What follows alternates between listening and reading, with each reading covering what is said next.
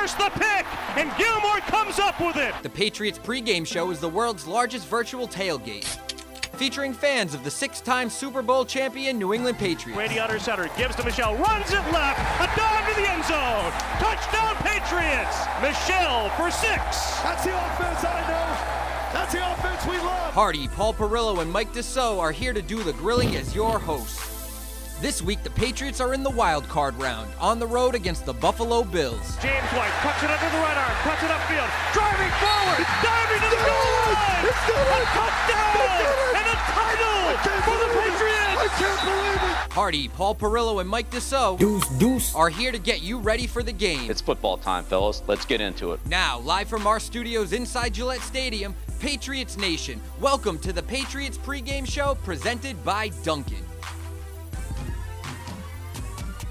You know, I expect more from a guy who worked in Hollywood. I mean, why are we dressing the set as we go live? Why is that not been put over there ahead of time? I'm not in the union. I'm not allowed to touch any of Why this is- stuff. Just stop. Why is the saltwater taffy still there? In. Hot start. Made it. You're good. All right, welcome into the Patriots Pregame Show, fueled by Dunkin. It's Hardy, Mike Dussault, Paul Perillo. Wild card round. You just heard the golden tones of Matt Morrell there, telling you that we got a wild card game tonight, 8:15 kick in Buffalo. I don't know if you guys heard. It's cold there. Yeah, one or two people may have actually tweeted about that. Some mention of the frigid temperatures there tonight, so that will factor into not only our conversation, but of course the game, I would think. We will wrap up the season's we already wrapped up the season's over-unders. Tonight begins the postseason over-unders. And I forget, since we didn't do it last year, do we do a separate, running for the six-pack now that we're into the postseason? Sure. Okay. We'll start Separate. new. These are separate It's kind of hard. totals. Yeah. It's kind of hard to know. You won. You won, guy. Now That's you what won. I wanted. No one can take that away from you. That's what I wanted. Okay, thank you.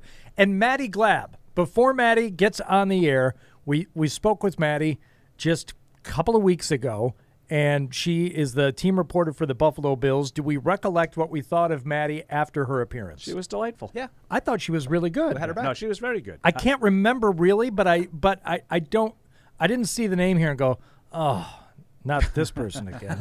But I think she was had information. Yeah. Which is I'm not used to. She knows. On a daily basis. I kind of work in we tend to avoid facts and information as much as possible. Yeah.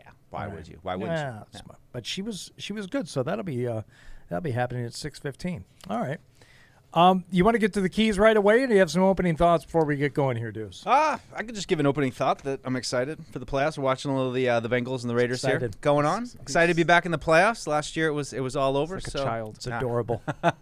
But we'll see how the Patriots are able to pull it out. Obviously, a lot of interesting kind of personnel stuff going on with Kyle Duggar all week. Didn't see him at practice. Supposedly did practice. We're seeing him now out there with a wrap on his hand. So one of the interesting elements of the personnel tonight, and one of the ones where you're actually getting a guy to play that you need, but some other guys are going to be out that are critical. And I think those are big blows for the Patriots.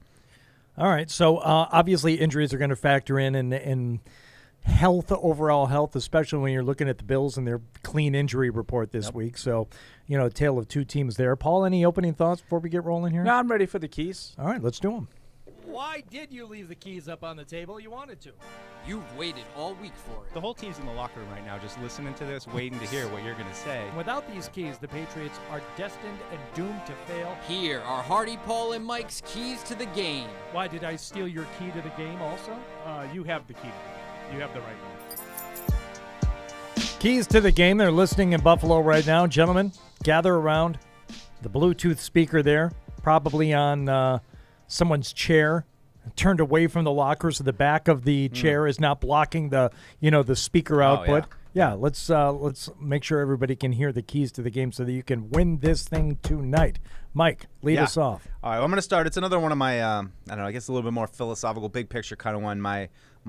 It's flipped the script, and I think that basically goes to, I don't think a lot of people think the Patriots are going to win this game. I think they're, underdogs for a good reason. The Bills came in here and handed it to them. Patriots have a bunch of injuries.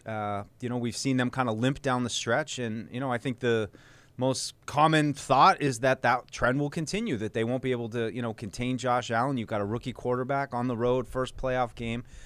So my thing is flip the script tonight, change it. Come in there and play a clean game. Play, against type what we've seen over the last few weeks who, we think that team was. Show us something different. Give us, something with Josh Allen. Show him some different looks. Get him confused. Get him off to a slow start. Just flip the script on the game because I think if the Patriots play like they've kind of played in all the big games down the stretch here, we know what's going to happen. The Bills are probably going to roll. Patriots are shorthanded at left tackle, in secondary, which is, huge issues by themselves. But still, we'll see what they can pull out today. I think flip the script is just let's do the unexpected today. Flip you for real. Yeah, flip you for real. Flip you for real. Flip for real. Okay, tough guy. All right. Can you hear me in the back? Usual suspects. Boom. There you go.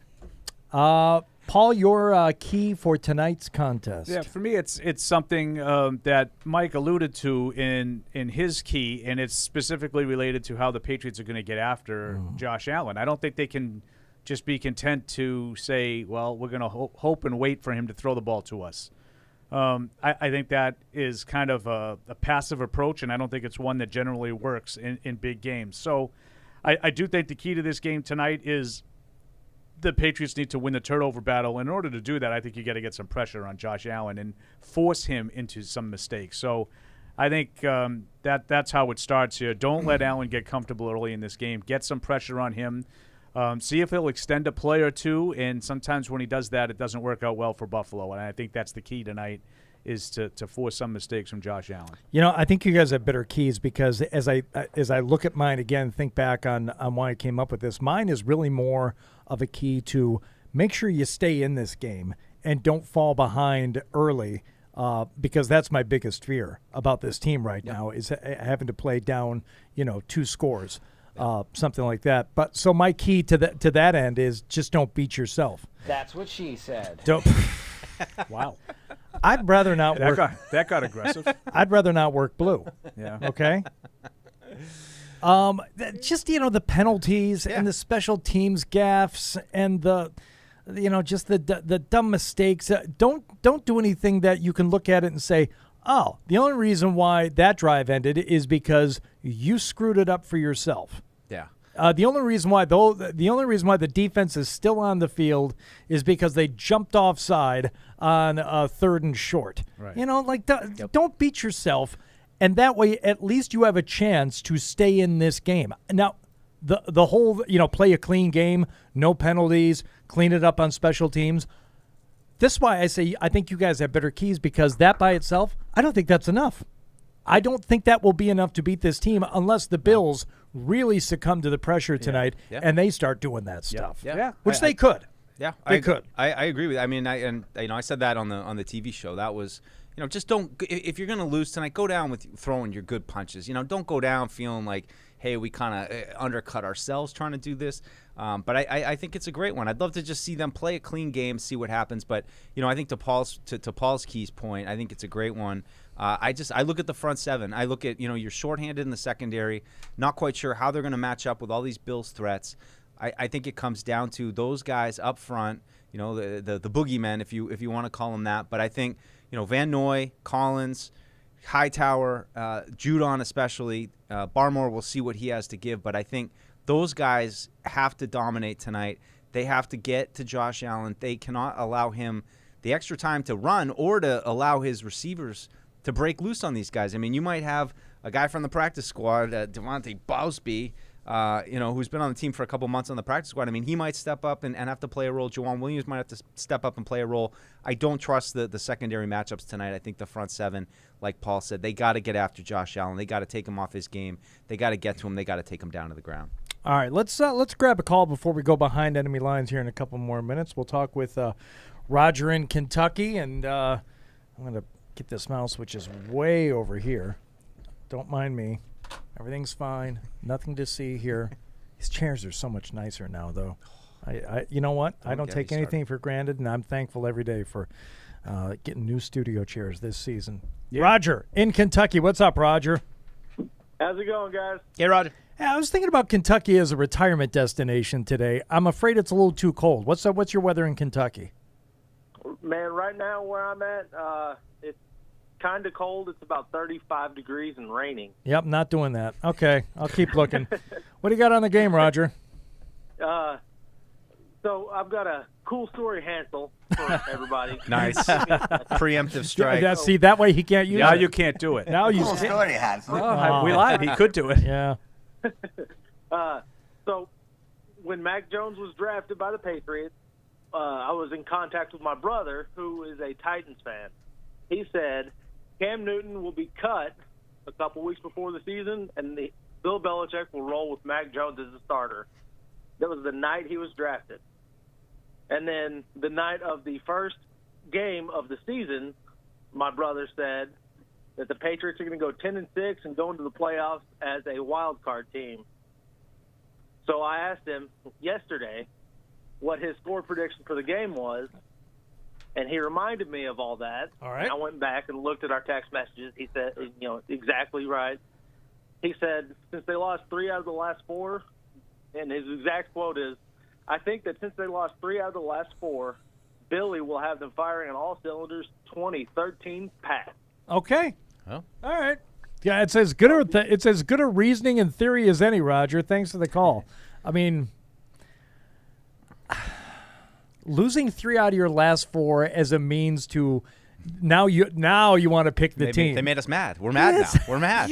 Now we're going to play. Makes no sense. If you want to tell me you think they're going to win, that's different. But they're not going to win because they lost 3 of their last 4. And quite frankly, the whole 10-6 and making the playoffs as a wild card team, if you pick them to win 9 or 10 games, then the next logical Probably step one of the 3 wild card teams is to pick them as a wild card. I'm not Roger. Plus, I'm not nitpicking, but they went 10-7. But, okay, we did play 17 games this year. So you're saying his brother isn't Nostradamus? Is that what you're getting at? Well, I'm just saying. He also has a lot in common with Eric, who also predicted that Cam Newton was going to get cut. Yeah. And Mac was going to be the quarterback. He hasn't reminded me of that. No, he hasn't reminded us of that at all season. Did Eric predict Cam was going to get cut before the first week? Yeah. Wow. He thought that Cam was going to get cut. All right, good for Eric. Yeah. Peacock feathers are out. Yeah, there it is. There it is. Now, I don't think he said it the night of the draft, but as the offseason was unfolding, he said, I think Cam might get cut. I think he's going to go with Mac, and Cam's going to get cut. Did you guys hear Cam's comments this week? No. What did he have to say? So I missed this. So basically, he had a statement, or I don't know, it was in an interview or something where he said, I want to play somewhere. Obviously, to me, it's all about winning. That's the only thing, and I want to be able to play, but I also want to be able to win. It's not about the money. I feel I have a lot of football left, and blah blah blah. And it was one of those things where it's like you're just waiting for him to step in it somehow, and you really couldn't. As just an athlete statement, it was pretty innocuous, and he didn't say much, but he didn't say anything wrong.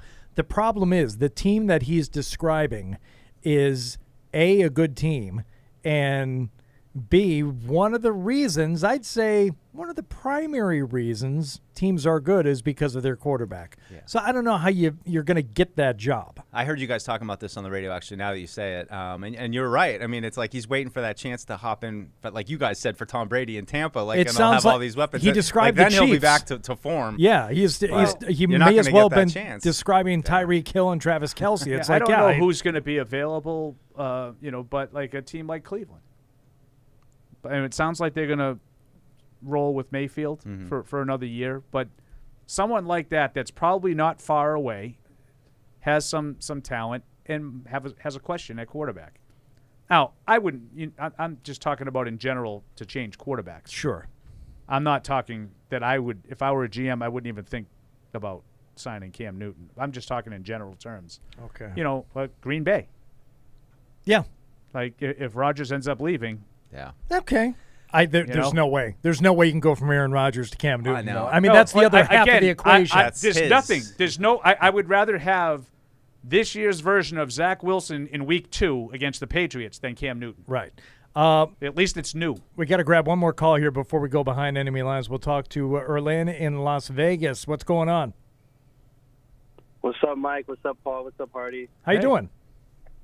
I'm good. How are you guys? Excellent. What's going on in Vegas Mike tonight? is excited. I'm excited. The rest of us are cold. Yes. Not much. Just living life. I actually just tested positive for COVID today, so Oh, got that going for congratulations. me. All right. Congratulations. Yeah, I just had a quick question. I know Judon was was in and out of the game last week. Do you think Coach Belichick has any reason to do the same thing this week? I hope not. I hope he's playing well enough that they don't have to sit him down a little bit. But I think they need him to have a huge game. For them to advance, he needs to be disruptive. And if they have to pull him, I think they're going to be in real trouble tonight. It's just a sign of that things are not going well. Yeah. That's that would be just one thing that the Patriots can't afford to have happen tonight. They need a lot of things to go their way, and that's what you name one of the players that they need to play well tonight in order to win. Erlin, thanks for the call.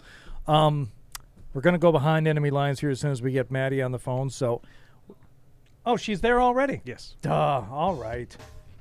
You know the view from New England. We go behind enemy lines. But what about the view from the other side? And that's why you're our favorite pregame show guest every year. You guys know you tell everybody that. Oh, yeah. I was on with you guys in 2018, Thursday Night Football. Yep. And I was told I was the favorite guest of the show. Nope. No. Time now to go behind enemy lines. My God, it's coming right for us. Behind enemy lines with Maddie Glab, team reporter for the Buffalo Bills, joining us for the second time in a month, I guess. Right, Maddie? Does that sound about right? Yeah, second time in a month. I can't believe it, you guys. This is the third time of two teams meeting 3 times in December and January in the same season. It doesn't happen often. It happened in 2012 and 1943, and here we are again in 2022 for the playoffs. And because of that, Maddie, and the way those games went down, with the road teams winning the first 2, this game should have a real feel of anybody's game, and the road team going to win again and just continue the script, or is the home team going to have a little extra? Even in New England, I don't think it has that feeling. I don't think people here are quite that optimistic. What's the feeling in Buffalo? The feeling in Buffalo is that we're feeling good about how the Buffalo Bills ended the season, right? They finished the season on a 4-game win streak, and you talk about peaking, and our team's peaking at the right time heading into the playoffs, and I think this Buffalo Bills team is getting healthy and is peaking at the right time. Does it stay consistent in the playoffs? We'll see. And, of course, you draw the Patriots, a team who has been a rival in the AFC East against this team, but really the last couple of seasons since the Buffalo Bills have become more competitive, this Patriots-Bills matchup is something that Bills fans look at as a scary matchup, and it's no different. Even with the way that the Patriots finished the season, it's still going to be one heck of a competitive game between these two teams. You put Bill Belichick on anything, and Bills fans are a little bit weary of how this game might play out, how it might finish. Everybody's confident in how this team ended the season, but it's the Patriots, and anything can happen. Maddie, it seems like general consensus around here that if the Patriots are to win, Josh Allen has to be off his game. He needs to, have a couple turnovers. Obviously, when he played here last month at Gillette Stadium, he was outstanding. They didn't punt. What's the feeling there in terms of Josh, how things are building up to this game? And, is there another player maybe that isn't getting enough attention right now that could have a significant impact on this game aside from Josh Allen? I mean, if the Buffalo Bills are going to win this one, Josh Allen has to have a good game. He threw for over 300 passing yards, had 3 passing touchdowns in the last time these two teams met, and I think it's going to have to be something similar. Yes, the cold weather may play a little bit of a factor in it here, but the wind really isn't going to be an impact tonight, which I think is the key storyline here in the weather. It's going to be freezing cold, and when I was walking into our studio today, I needed to put gloves on for the 30-second walk that I had. That's how cold it was, but there's no wind, and that is the greatest gift that both of these teams could have. So I think Josh Allen is going to have a great game.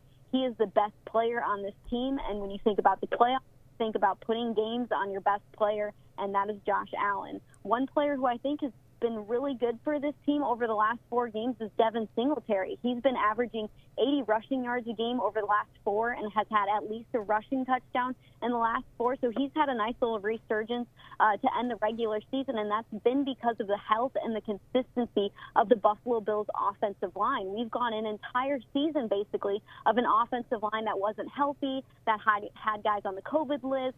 They were just shifting and switching throughout the season, and in the last 4 games, they've finally gotten the consistency they've needed, and you've been able to see that in the pass blocking and the run blocking. Finally, it has showed up, and it has showed up on time.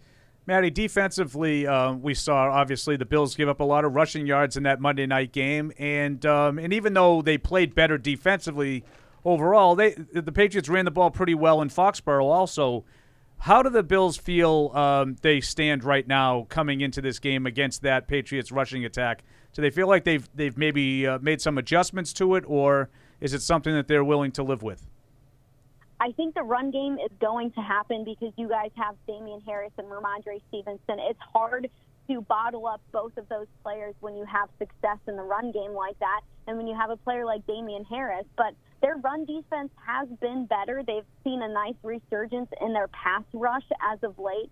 In the last 4 games, they had 19 sacks, which was number 1 in the NFL. So hopefully they can get that type of pressure on Mac Jones tonight, maybe have a little bit of an impact there on the run game and slow things down for Damian Harris and Ramondre Stevenson. We hope that they don't go for 222 again or over that, because that was a huge factor in that first meeting between those two with the Buffalo Bills and how they lost the game. I mean, Damian Harris broke off that really long rushing play, and that was kind of the end of it for the Buffalo Bills. So they know they have to slow the running game. I don't know if they're going to stop it completely just because you guys have 2 really great running backs there. Maddie Glab's team reporter for the Buffalo Bills. You mentioned Josh Allen, best player on the Bills. I would agree with that. We've seen the Patriots too much this year. You've seen them twice that I know of, so I think your opinion matters more on this. Who do you think the best player on the Patriots is? Ooh, you guys are testing me here. It's been interesting. I think in both of the meetings that the Buffalo Bills have had with the Patriots, I mean, Damian Harris has gone over 100 rushing yards, so I want to call him the best player in the last 2 meetings with these 2 teams. But you can't count out Jacoby Myers. You can't count out Bourne. I mean, Hunter Henry can always go in and have a nice player, a nice touchdown. You know, him and Dawson Knox both tie for the most touchdowns by a tight end with 9 each. So I want to say Damian Harris just because that's who we've seen have the best day on offense. But, I mean, on defense, the matchup is J.C. Jackson and Stephon Diggs here, guys. That's it. You know what? You muddied it up too much because I'm going to ask this question when we hang up with you, and I wanted to steal your answer. I'm just going to stick with Damian Harris. It's a good question, though, isn't it? Yep, great. It is. We'll be doing it more later. Go ahead, Deuce. Maddie, you mentioned Diggs. Patriots have some cornerback issues with Jalen Mills being out, calling some practice squad guys up. How do you see Beasley and Davis and of course, Isaiah McKenzie, the Patriots fans, they can't forget him from that last matchup. How do you see those guys contributing tonight? Yeah, I mean, they're going to double team Stephon Diggs, J.C. Jackson, if they're going to try and put another guy on him as well. Diggs is going to be at least a little bit limited because he's going up against one of the best corners in the NFL who had a lot of interceptions this season. So I don't think you see Diggs popping off the stat chart at all tonight with his receiving yards or his touchdowns. So I think that's going to free up some other guys to have some good games. And let's not forget about Emmanuel Sanders, who has been out the last few games with an injury, and he's going to get back healthy tonight. He's been healthy this week, practicing for the first time in a few weeks. So I think he could have a nice factor in this one just because he really hasn't been used at all because of his injury over the last couple games. But look out for Dawson Knox in this one. Look out for Cole Beasley. Look out for Isaiah McKenzie even to play a little bit of a role there. And then, Gabe Davis, you might see him on some big plays as the Buffalo Bills are trying to move the ball down the field. So they'll have a slew of different players that they can use, but I'm looking at Emmanuel Sanders and Dawson Knox to see how they use those two in the passing game tonight.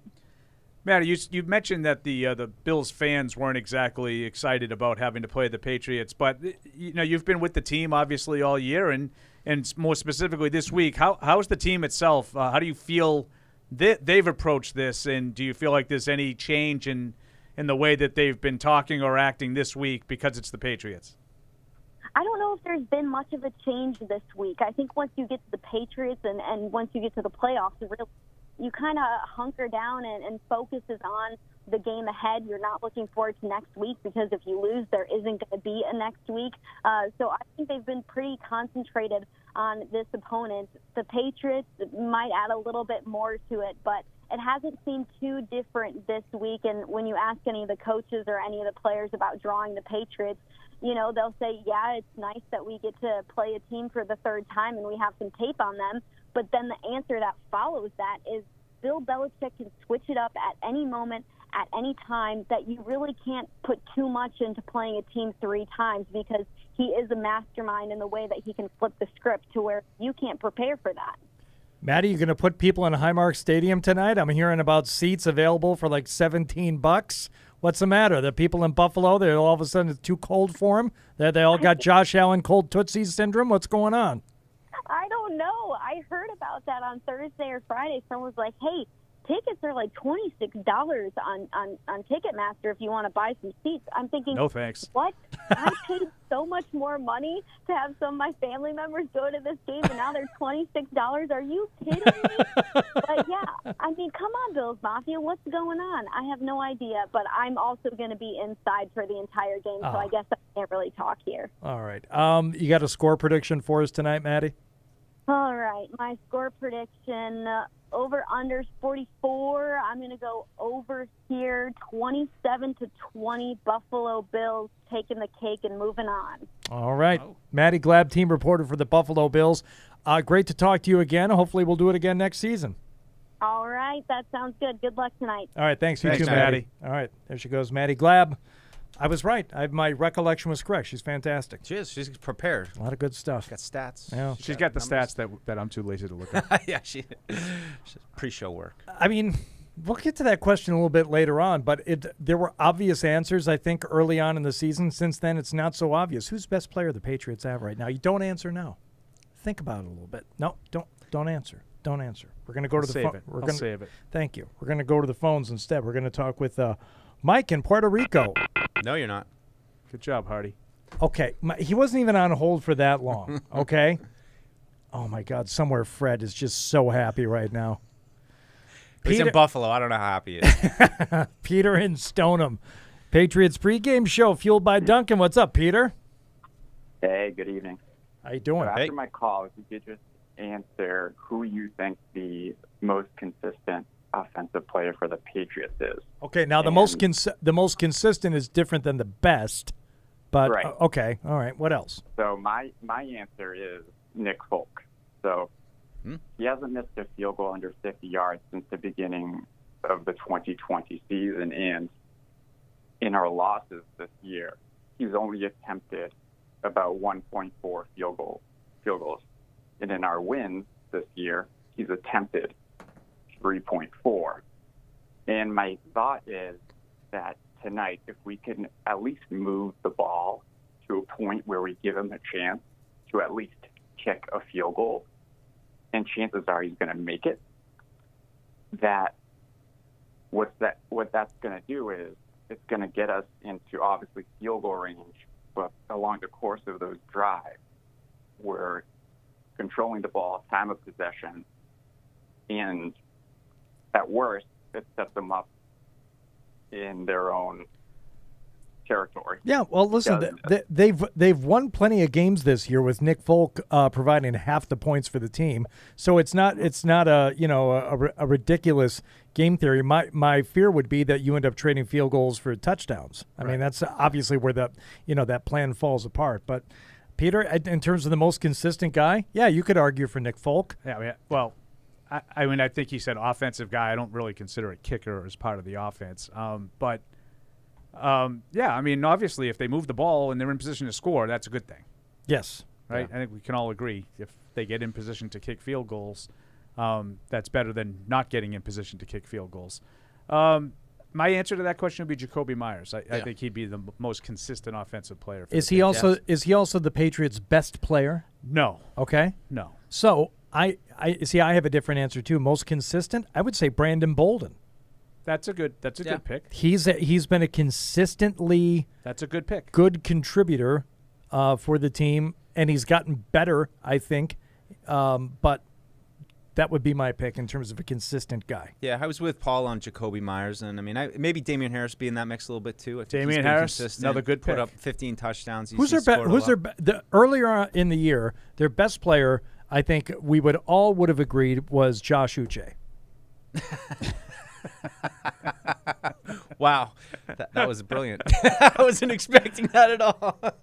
The best player, it's a hard one because I think the top end of the roster is not really all that strong. I'm going to go J.C. Jackson. Yeah, J.C. Jackson. And I might even making a late push, maybe Ramondre Stevenson. I mean, he's not quite there yet, but I could see it. I think he's got some potential. I think he's probably got the potential to be their best player in another year. Yeah.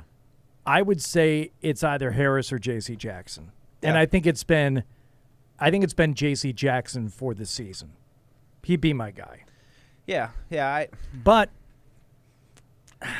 it's tough because is it tough to win a ton of games in the National Football League without having an immediately identifiable best player on your team? It's not the NBA. So you don't have to do that. I've been trying not to chime in with my red zone stuff, but this officiating crew is just beyond pathetic. I know I say that every week, but so here's what just happened. You guys all remember late in the first half, there was a whistle that was clearly blown as Tyler Boyd was catching a touchdown pass. They ignored that whistle and just gave him the touchdown because they screwed up. By the way, they blew the whistle for no apparent reason. Should have been dead ball, right? But there was a play that just happened. So Joe Burrow threw a pass deep down the sideline to Jamar Chase, which was caught. And here's what ended up happening. According to Albert Breer. And I didn't really comment on it because I couldn't hear what the conversation was about. To review, there was a roughing call because they hit Burrow after he threw the ball, and they threw a flag called roughing the passer. There was a roughing call, a completed downfield shot, and 12 men on the field for the defense, and the refs let the play go, and after the timeout was called, then went back and honored the timeout after a lengthy conference. Wow. So the Raiders had too many guys on the field. Were trying to call timeout. They didn't get the timeout off before the play started. They never blew the whistle. And this is kind of like the opposite of the play at the end of the first half. Just bad. Yeah, the officiating crews are out of the game. They lose control of the game. The game is too fast for them. It needs to. I'm telling. I think the Patriots have a good one tonight. I think it's Brad Allen. I think he's one of the guys that I think does have good game control. I think Craig Rolstadt does. I think Bill Vinovich does. There aren't a lot of these guys that I feel good about when their crew comes to town. And Jerome Boger, I don't know how he gets, how he warrants a playoff game. Isn't it supposed to be merit based? Yes. Yeah. At this point, so I don't get This is what the internet is wondering right now as I watch Twitter. Like everything Paul just said, it's been an endless stream of people complaining about Jerome Boger and wondering how they got a playoff game. By the way, I need you to clip. Marine Matt, I need you to clip the Matt Judon thing because he's a regular caller. He's a weekly caller to Zoe and Beatles, so I needed that on record, and I just want to have that. Oh, is that why you wanted the Josh to answer Uche that? thing? The Josh Uche thing, yeah. Oh, is that why you wanted that? Yeah. So yeah. Okay. Yeah, I'm on see record. What you did now. No. Wait a minute. We should do that again then, because then Mike and I won't laugh this time. Absolutely. I know. No, he can edit that out. Right. Oh, okay. No, honestly though, earlier in the year, I think we would have agreed it was Judon. Of course. But it's been quiet. There's something going on, and we've been theorizing about an injury and stuff that's been out there, but not really out there. Yeah. Do we know? You're at practice all the time. I don't know. I mean, like 6 minutes. All right. That's it. Get out of here. Who wasn't there? What did he see? He definitely did not see. Uche, by the way, is great to talk to. He is. Yeah. He's kind of got that gift of saying words without saying anything. You know, a lot of them do. I yeah, think their coach but some of them are better at it than others. Yeah. That's all. All right, let's go to the phones here. 855-PATS-500, webradio@patriots.com if you want to send an email. Spee in Fresno. What's up, Spee? What's up? This is very sad. This is our last pregame show after our last Wednesday. Oh, hey. But we don't know that. Be positive. So Barmore, I thought Barmore may be your best player too. He could be in the mix. I think Barmore would be in the conversation. Like Stevenson, I think. Like you've seen some potential that down the road he could be. Yeah. Yeah. Well, it's been fun to see him develop. This is just so strange because I was very blue because I went from the why not us mentality when we were streaking earlier, and then now it's just kind of like at least we made the playoffs and kind of settled into the let's go mode. So it's game day, it's adrenaline time. I have one over under for you guys. Oh, good. All right. Well, it's not that creative, but we'll see. I just want to know the number of Josh Allen turnovers that we need for the Patriots to win the game, and I'll set it at 2.5. Well, why do they have to be Josh Allen? Why can't they just be turnovers? They could, something. They could be. I was just trying to focus on the fact that we need. I think they need at least. I think the 2.5 is a good number. Yeah, I think they need 2 or 3 turnovers. I think to win the game. I was going to say I don't think they win the game without turning the ball over twice. One fumble recovery, giving you good field position, and 1 pick. Yeah. So like plus 2 or 3, and because that if the Patriots turn it over, and that obviously gets negated. Oh yeah, it's really, and we're taking it a step further, Speed. It's really the turnover differential that we want to focus on. So anyway, yeah. So is that do you? I'll see you in the post game. Okay, all right. Sounds good, Speed. All right, yeah. Don't count them out yet, Speed. Don't count them out yet. There we go. Speed did that one. So did you guys happen to see Seth Wickersham is sort of insinuating that Brady will be hanging him up after this playoff run? So it popped up on my one of my feeds earlier, and I didn't get a chance to go over the whole thing. It seemed like there was a lot of writing, and it's just so much writing. Words are hard. It's so What's much. the gist of it? Do you want the actual written statement here? Sure. Okay, from Wickersham. This is just a hunch, but I'm predicting that this will be the last playoff run for 3 future Hall of Fame quarterbacks with their current teams. Ben Roethlisberger. But I think Tom Brady will retire too. And finally, Aaron Rodgers will leave Green Bay after another season without reaching the Super Bowl. So Ben, we know, he's saying that Rodgers leaves Green Bay, but with Brady, retirement. That's it. He's done. I wonder why. I mean, he's obviously plugged in. He knows people. But I think Brady's played at a near MVP level this year. So I'd be surprised. I think he's still got a lot to do. He's got a good team around him. I mean, I know the Bucs have some questions next year how to, get a lot of those guys back. But I'm sure they can figure it out. And I'd be stunned. I think he's got another couple years in him. I would be stunned if Brady left after his season where he didn't make the playoffs. And he's got to be look, he's not a dummy. Okay, as good as he is, he hasn't completely lost touch with reality. He knows how difficult it is to make the playoffs, and he probably wants to go out after at least making the postseason. Well, the way Wickersham puts it, too, is that the Packers are going to lose. So, maybe he's thinking Brady, gets to the Super Bowl, and maybe that's what does it for him. I think the Bucs are poised to at least go one more round. I mean, I think they're going to absolutely I can't see roll. them losing tomorrow. Oh, my God. What's the spread on that game at 8.5? Yeah. I saw that, and I said, lay the 8.5 all day. Now watch. They get blown out. And he retires. And that's it. He quits tomorrow. He quits at halftime in honor of his buddy. Tomorrow at this time. I'll be over. Let's go to Neil in New Jersey. Neil joining us on the Patriots pregame, fueled by Dunkin. What's up, Neil? Hey, how are you guys doing? Hey, Neil. Good. Hope you guys are staying warm. Ish. Yeah, we're indoors. It's warm in here. Yeah, we're fine. That's good. So a couple of things I do want to say. I do believe the 2 most valuable players, it's between Harris and JC. JC is a turnover machine, and I think he's proven that he could definitely shut down some of the top receivers. And then you have Harris, who really sets the pace for us, and he does garner a lot of yards after hit and also touchdowns. Yep. All right. I think Paul has something to say about J.C. Jackson shutting down the best receivers. No. Sure. Not really. Oh, Paul, it's a talk show. I'm begging you I don't to really talk. think he's shut down top receivers. Neither do I. And that's by virtue of the schedule. I think he has like 7 picks, which is good. That's a good number. Right. But I don't think he's shut down. I don't think receivers. I don't think he's faced, he's faced some very good receivers, and he's had some success. His picks, out of the, how many does he have on the season? Yeah, 8. 9. 8, 9. I think 9. 9. 8 or 9. Yeah. I can think of 2 that were really impressive with plays that he had to make on the ball. 8. Sorry. Okay. 8. Out of those 8, I can think of 2 where he made an impressive play on the ball to get the pick. The The other ones that immediately pop into mind were, thrown into his hands. Usually or into his tipped chest. into his hands. Yeah, And you know what? That's understandable. I'm not professional. You guys are the professionals here. You guys have been doing this for years, right? Well, Paul. I appreciate that. Hey, I make mistakes. Now I learn. No, Neil, I agree with you. No, you're right. I He's would, a good player. I would pick him right now as the guy for most of the season as the best player. Part of this is me too, thinking like I'm setting myself up for disappointment when they don't sign him to a long-term deal or they don't even franchise him and he walks. And I gotta come to grips with the fact that he's not playing here anymore. I don't want to pump him too much, pump him up too much in my own head. Yep. Because he's not going to be here for very long.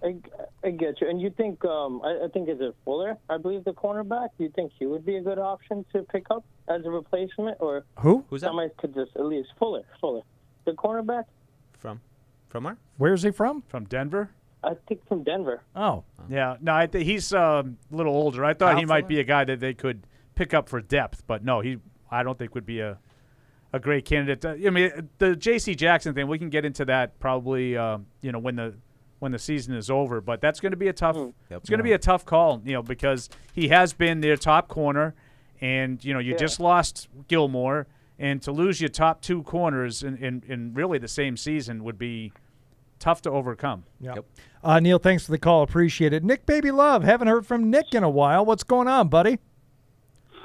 Hey, I'm on a cell phone, so I'm like out of reach in Palm Beach.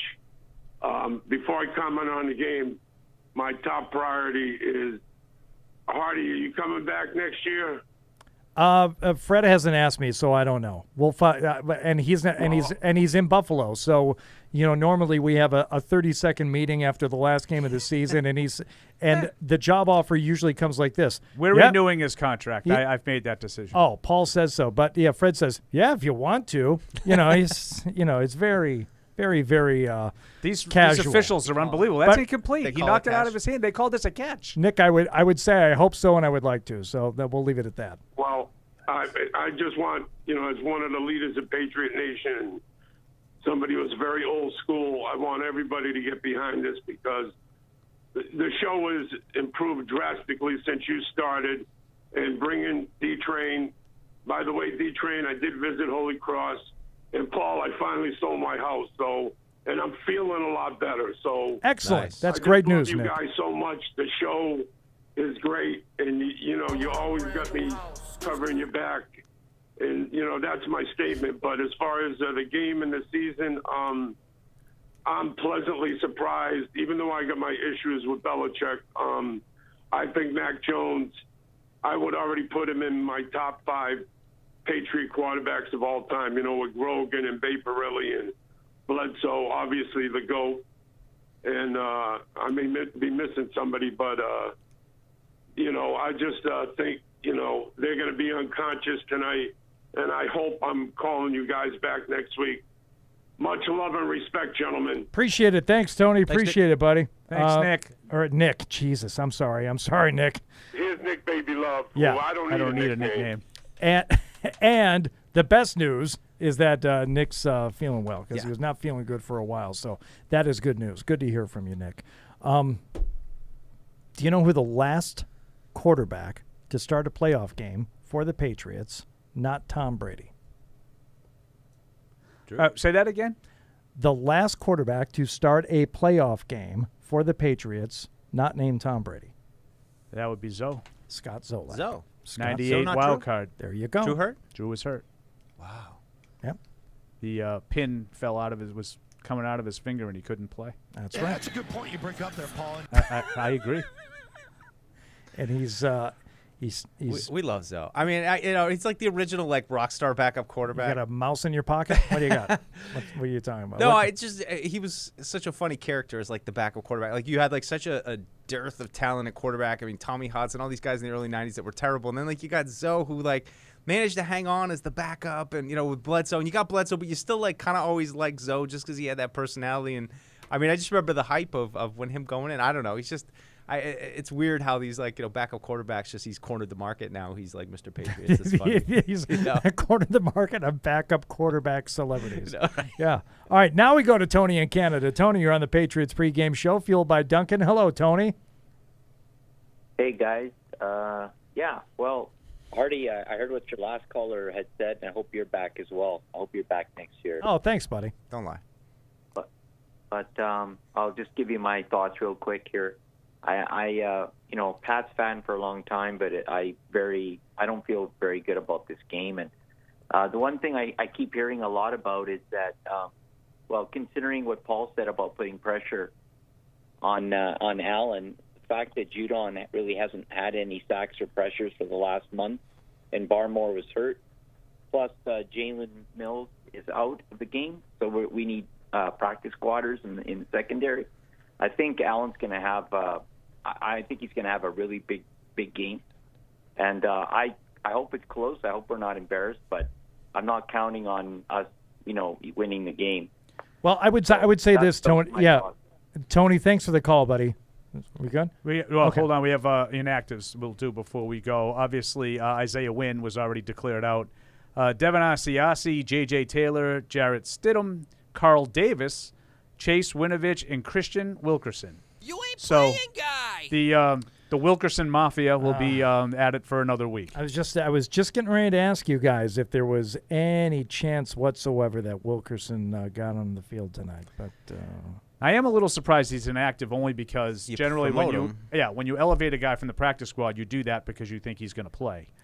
So I was a little surprised that he's inactive, but I'm not stunned by anything because I think they want to run the ball and they probably feel like Harry is a part of that run game, right? Yeah, and I think Carl Davis is a little bit of a surprise too.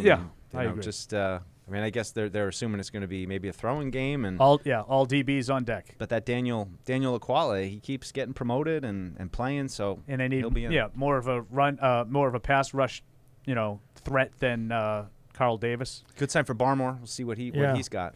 To Tony's point, I would be shocked if the Patriots are embarrassed in this game tonight. I don't think they're going to be embarrassed. Is that what he said? He said, I hope they're not going to be embarrassed. I want him to keep it close, but I don't think they're going to win. And we'll get to all our official predictions for the end of the but I'll say this right now.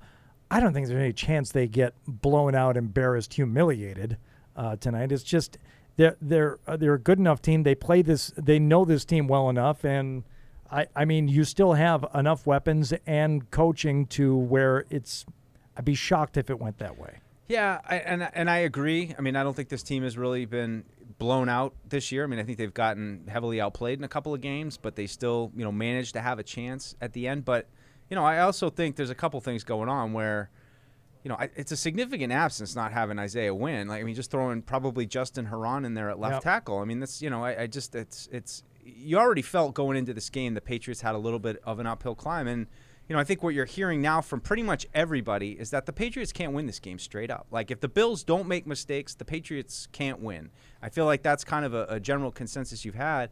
But I also think that people felt that way even before you knew that Jalen Mills wasn't playing. This has nothing to do with personnel. Any of those guys. So, it's only kind of gotten worse. So I generally agree, but I also think that for the Patriots to win this game, it's not only going to take the Bills making some mistakes. I think you're going to need some really outstanding performances from some players that you probably have not seen outstanding performances from, like Justin Herron or Jawan Williams, or they're going to get called into action. These guys, these lower level guys that need to step up and produce, and I think that's kind of a little bit under the radar because everybody just kind of generally feels like even before that stuff, it's a slog for them to even really have a chance right now. So I don't think they're going to get blown out, but I do think that for them to really make this a competitive game, that you're going to need some outstanding games from some unlikely places. All right, we'll step aside here for a moment. Thank you to Dunkin. It's always game on with Dunkin, so kick off the action with the official coffee of the New England Patriots. It's the most important game day ritual because it's the perfect way to tackle game day. However you're spending it, we all know the best call for football is Dunkin. America runs on Dunkin.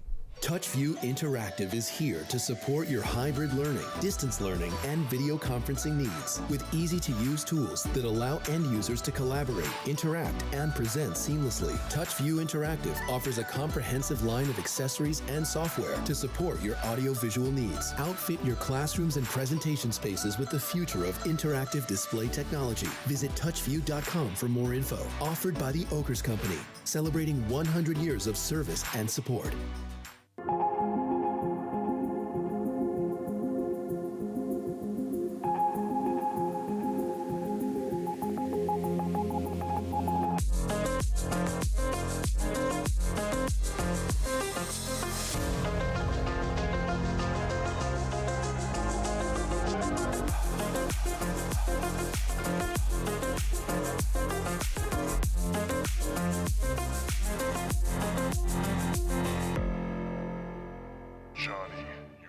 Join the conversation by calling the Ace Ticket hotline at 855-PATS-500 or email the show at webradio@patriots.com. Same thing with your saltwater taffy. Here, let me do everybody a favor. That's where that goes.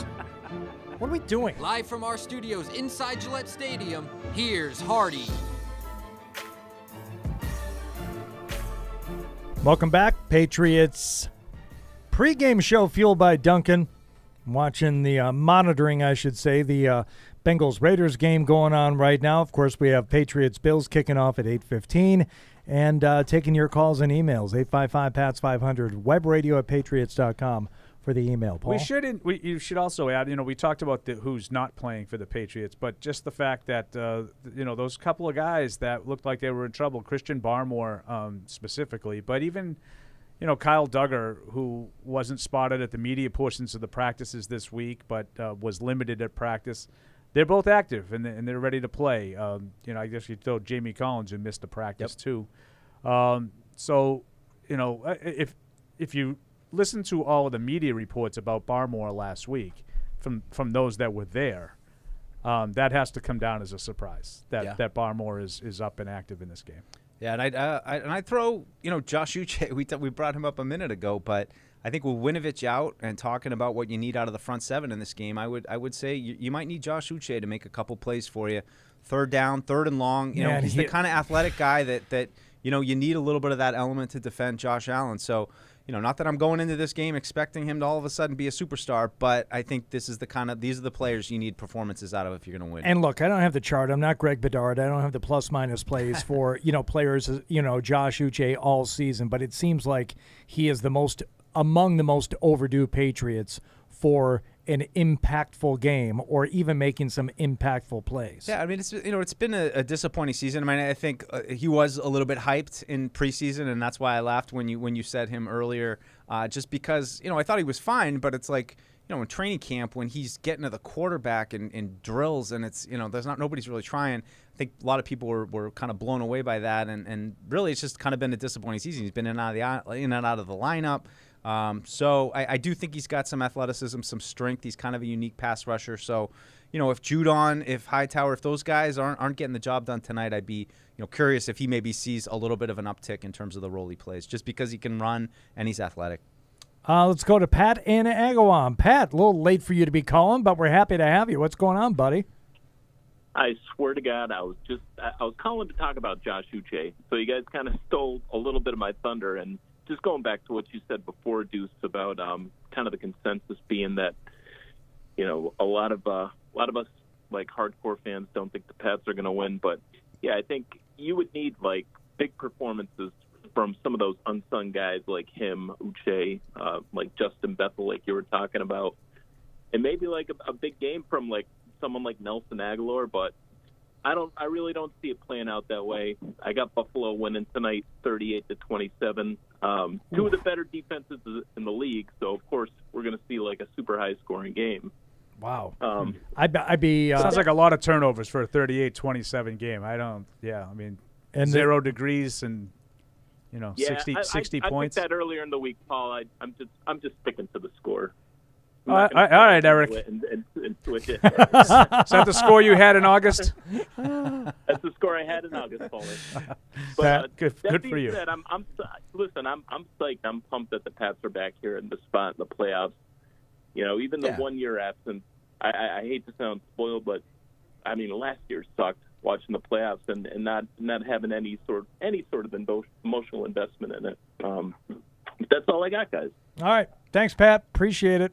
No, there's that is the general consensus. You're going to get a good game and a good chance for them to win. But if you're forcing even some diehard Patriots fans to pick tonight, there's a lot of. We talked about going into the first year without Tom Brady when it was Cam Newton at quarterback.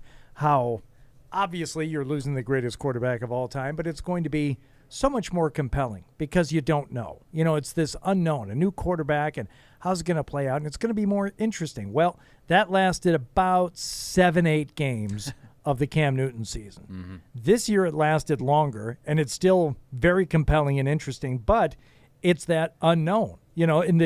off chance that, Brady were here and they didn't have a first-round bye, would you be worried about this wild card game? I mean, you certainly wouldn't be saying that Not the Patriots have no chance in a straight-up game. You wouldn't be worried about the divisional round. I mean, there's just, there was so There were little. some way back in the day, but the wild card round, some of those teams that you faced in those, in those days. And it didn't always work out. I mean, the Jets came in here and beat you at Gillette Stadium, and there are times, the Ravens, and I get it, that it can happen, but you didn't go into the game expecting to lose either one of those. Right, and I think I'm glad you brought up that 2010 Jets playoff game, because I think that's a little bit of what the Patriots have to do. And if you remember, the Patriots beat them in early December here, like 45-3, and it was the same kind of thing of they're done. The Jets are done. This is a joke. The Patriots have figured them out. They've got the weapons now. There's no chance. And the Jets came in here, and you look at how that game unfolded, and I think that's what the Patriots need. You got Brady off a little bit with they picked off a screen pass and took it back. They were able to get out to a good lead. Brady was never able to get comfortable. That's like what you'd like to see from Josh Allen, get him in a place where, man, he just never quite gets on track. And I think we saw that a few times over the years from Brady in the playoffs, when he was a little bit off. But I think that Mac Jones, on the other hand, needs to play like Mark Sanchez did, which sounds kind of silly in retrospect, but I think I think Sanchez played out of his mind in that game. Sanchez played out of his mind for a couple of years. And so that's kind of the formula. And I don't think going into that game, the Jets are probably saying, man, we can't beat these guys straight up. But you get the right start, you get the quarterback off a little bit, they start to get in their own heads, they start to press, and your quarterback just plays mistake-free ball and is able to deliver it. So I think that's a game that I thought about this weekend as just a little bit of a model for the Patriots. But again, another major element of that was a veteran defense that came to play. And I think that's the biggest thing for me tonight is seeing these guys play. I mean, we don't know. This could be the last game for a lot of these guys that have been here forever. So, what do they have left in the tank? What kind of leadership are they going to go out there and show? And, just to get back to your first point, I thought Mike Reese had a good little post this morning just saying, look where you were a year ago. The season ended. You're like, how the hell are we going to ever get a quarterback? So I think, if you fast forward a year, you say you drafted a quarterback. He came in, and he was average, which I think is not to be mean to or say that that's bad. I think you have a rookie quarterback come in and be average. That's great, but I think we're also kind of stuck because now everything's got to be awesome or terrible. Everything sucks or is amazing. Right. And he wasn't amazing. He was very good maybe in certain spots, but I think overall this Patriots offense was average in their first year, and that's fine. We'll take it after last year, and there's room to grow. For me, Will, when I look at the big picture, it's the defense that you needed to do more, that didn't get the stops down the stretch, that didn't set the tone.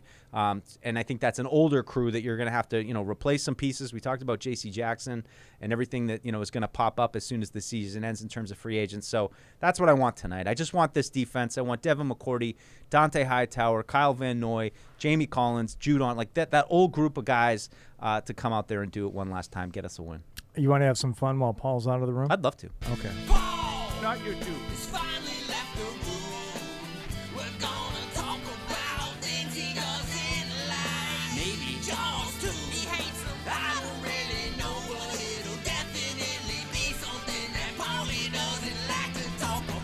They're taking on water, guy. Do you have something for us this week, Deuce? I was trying to think of something, and I never came up with anything, so I'm going to let you take it. I had something earlier that, just based on the cold weather in Buffalo tonight, thinking back, the coldest you've ever been in your life. and I had 3 examples that I posted earlier today. And I immediately think of these. It's like, wow, this is as cold as I was when, I was walking across the tundra at Michigan State University, this large expanse that they use for tailgate parking in between like the southwest corner of campus and the middle of campus. It's called the Tundra. It is mid-Michigan. Imagine like this type of weather, but 8 o'clock in the morning, hungover, and as a freshman, you're an idiot and scheduled to Friday, 8 o'clock, okay? And you're walking to that class, wind howling across. There's that. And how were you dressed? Because I imagine at that point you're not really prepared I might with the clothing. I might that Eddie you Bauer probably should have. Eddie Bauer Ridgeline parka. That'll work. You didn't dress to impress as a freshman at Michigan State. When you had to walk across the tundra. You accidentally have flip flops like sometimes. No. You're like, I got no clean socks. But it was still, it was like really freaking cold. Yeah. Sitting at Warrior Ice Arena doing a 4-hour talk show. I saw that one surprising to me because that doesn't seem like a frigid rink. And it shouldn't be, but when you're sitting still after like that second hour, and then once practice ends, they like turn on the blowers or they do something to like cool the room down, and it gets, I don't know, it's probably like 40 in there, but there's wind blowing down on your front from up top. Yeah, wind chill. Yeah, like Chris Wagner was chirping at me. It's like, dude, you had space heaters on. I'm like, yeah, you wore a ski cap to the interviews. So shut up, Wags. So there's that. And then tonight, number 3, walking to the car tonight. That's an expected coldest I'll ever be in my life. Those are the 3. Those are good ones. I mean, I have one that's not that good, but I was cold. When I was a freelancer, I did a Thanksgiving football game and was a video for Thanksgiving Walpole Weymouth. I think it was like 2017, 2018 maybe. Oh, my God. It was absolutely freezing. And, it's a high school football game. A lot of the replies are like bad football games that people attended and had to sit through the whole thing. And you're standing. Like, you're not moving. Like, another one, though, was, I did prep school in Vermont. And I remember we were supposed to play a game against Holderness in New Hampshire, which has an outdoor rink. They have a roof but no sides. And we got all in our own head. It was just like the Patriots in Buffalo this week where it's just like, it's going to be cold. Like, what are you going to do? Like, how are your feet? Like, and so the whole build-up, and I'm like a junior in high school. Like, you got to wear rubber gloves under your gloves and layers and blah, blah. Yeah. And there's all this build-up. And then you get out there and you start skating and you're like, I'm hot. Like, this is stupid. It's too much. So that was like a build-up. I thought was going to be one of the coldest moments of my life, and it actually wasn't. You got the latex on underneath your gloves. This is stupid. What am I doing? Your hands are wet from sweat. Yeah, right. It's holding them all in. I've tried that trick before. You put on the latex gloves underneath your other gloves, your hands get hot. Yeah, it's unnecessary in almost every application. But I'd say generally just those 2 years I spent in Vermont, those winters, like walking a class, like you said, where your face is just like you can't really smile anymore. Like you're trying to smile and your face just won't do it for you. How long did you live in L.A.? 18 years. Oh my God. Yeah. So I got soft. Yeah, I was in the Southwest. I mean, New Mexico and then Vegas for almost 10, and. Yeah, when I was in Michigan for my entire life up until that point. So directly from Vegas to Boston, that was 17 years ago, 18 years ago, whatever. I've been cold every day since. Even in July, I'm like, it could be hotter. Yeah. No, this is fine. Well, you get soft, and then in LA, it's everybody's got the Uggs, but with like the skirt, like a skirt with Uggs, like like it's like, oh, it's November, and I mean it's still 70, but I'm gonna put on a winter hat now. Like everyone plays the part. It's like winter cosplay. Yeah. In LA a little bit. Like you're like, well, it's November. I'm gonna dress up as I would if it was 30, even though it's like 68 degrees right now. So you definitely get soft out there, and you come back to Boston for like a winter visit at Christmas, and you're like, does anyone turn the heat on in this place? But, but I've been back long enough now. I've toughened back up, I think. Not me. To think. Nope. Still not there. All right, let's go to Chad in Los Angeles, where it's probably, 72 today? Chad, is that about right? Pretty beautiful. That's for sure. Yep. It was cold last week, but it's just a little different kind of cold. I don't know. It feels a little wetter. You're gonna have that's winter in LA. You get like a week of rain. You're like, oh, that was winter, and then it'll be like summer in 2 weeks. Yeah, exactly. Hey, so I wanted to get back to the consensus and the lack of confidence in the team with this game conversation. Yeah. I'm wondering, Mike was just talking about the defense, and I'm assuming that might be his answer, but I was thinking maybe it's the lack of confidence from at least the fans' point of view of the quarterback position. And I'm wondering, if you guys agree with that, and then what does that mean for next year, if you guys have any take on that yet. All right. Yeah, well, I mean... Go Pats. 1912 Pats, I'll say, because I'm a fan. Nice. I like that. I mean, I guess I'm just giving Mac a pass because he's a rookie. And, it's like I said, like he's been great. But, to expect him to go in there and throw for 400 yards against this defense, my expectations for him are just to, don't, like your key, don't kill the team today. Don't have a pick six on your third play of your offensive drive, those kind of things. And so, but defensively, these guys have been here. You knew going into the season, you needed the defense to step up and to, give you a chance in some of these games. And, you can go right down through all 7 of the losses, and there were times they closed within a score, they took the lead, the defense needed to stop, they couldn't get it. There's been plenty of questions asked about it this week with, I mean, I love when, we all kind of have these narratives outside where we talk about fast starts, and then that week everyone asks the coaches fast starts. But they asked Mayo this week about, has it been, Karen Gregan and the Herald asked him, it's been frustrating with these, not being able to get the last stop, and he acknowledged it. We're working on it, but it has been. So that, for me, is just my expectation. I think the offense, you're going to get a lot of these guys back. Max should be better next year. But in this game, I'm with you. Just don't make the critical mistake today. Do what you got to do. Hand the ball off a bunch, and when you got to hopefully make some third down throws that are a manageable distance, he makes them. Yeah. Get yourself in some more manageable positions for those third downs too. Pick up some yardages on first and second down. There's another troubling trend about rookie quarterbacks in the playoffs. I'll wait for Paul to get back in the room, though. Be it that, again, not that we're looking for any more reasons to be nervous about this game tonight from a Patriots perspective, but there are more reasons to be nervous. Let me count the ways. Yeah. Rob in Australia. What's up, Rob? Hey, Hardy. How you guys going? What's going on, buddy? Not too much. Good day, mate. I just wanted to make one comment and ask 2 questions, and I'll take it off the line. Okay. The one comment was actually for Paul. I wanted to say, did he notice that PFF had T. Higgins ranked above Jamar Chase in their rankings, which I found ridiculous. Oh, he didn't have his headphones on, so I don't know if he heard that one. You guys can tell him. Yeah, T. Higgins ranked over Jamar Chase by PFF. That's silly. I wouldn't. I mean, I don't know. No, we're just saying that's silly. I don't know what kind of year T. Higgins has had, to be honest with you, so I couldn't tell you. Yeah. It's not as good as Jamar Chase, obviously. And then I had a question for you guys on each side of the ball. One on the offensive side of the ball, my biggest concern is Damian Harris's hamstring. Just because 2 degrees and warming that thing up, he pinged it the last time they're up there. I'm just concerned he does it again. And then on the other side of the ball, J.C. Jackson. I mean, I see him as our version of Marcus Peters. And, if he wants to get paid, he needs to play like Vaughn Gilmore and not Marcus Peters. He needs to make plays down the end. So, Thanks, boys. I'll drop off the line. Okay, thanks. Appreciate it, Rob. Yeah, I mean, I agree. I mean, I just think it's like a non-starter if J.C. Jackson doesn't at least play pretty well tonight. I mean, if he plays bad, I think they're in real trouble. Well, I just don't think that they can afford to have, Diggs dominate that matchup. No. And I thought it was interesting. I don't know if you guys saw this. I'm going to look it up as we talk. This morning, Diana Rossini, did you see that? Yep. Yeah. The 2 and 3, double the 1, and then I want to call it up because I want to get the wording proper before I do it. The Bills are expecting the Patriots to go heavier with man coverage tonight. They expect the double team on Stephon Diggs with Patriots J.C. Jackson on the other corner. They believe there is a potential for Dawson Knox and Cole Beasley to see more targets. Okay, this to me, I'm not trying to be disrespectful.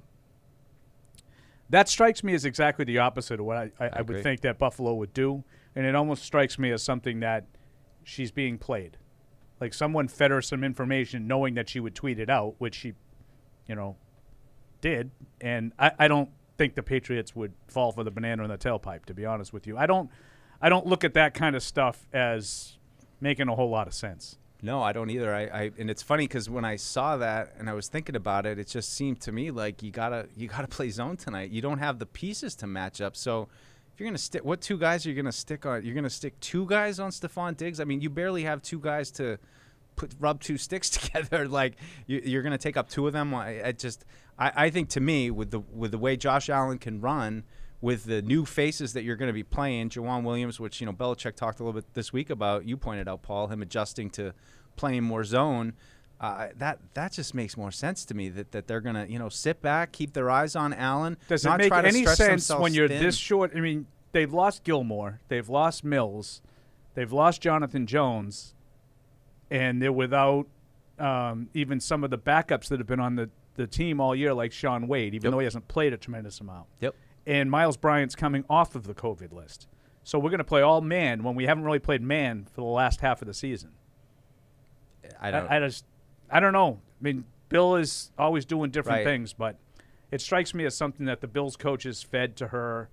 Yeah, well, maybe we can get them off their game a little bit. Maybe they'll laugh and chuckle. This is what they think they were going to do. Yeah, I mean, I know too that's like a thing that's gone around in the past with the Patriots, a method that they've used in the past when they've had matchups, and it kind of goes against the grain of Stephon Gilmore on their number one, and I mean I know they've done that stuff in the past, but I'm with you, Paul. When I heard that, I'm like, that doesn't make any sense to me, and I'm sure that you talk about these strategic things like this is what's going to happen every down. Like it possibly could happen for a couple downs.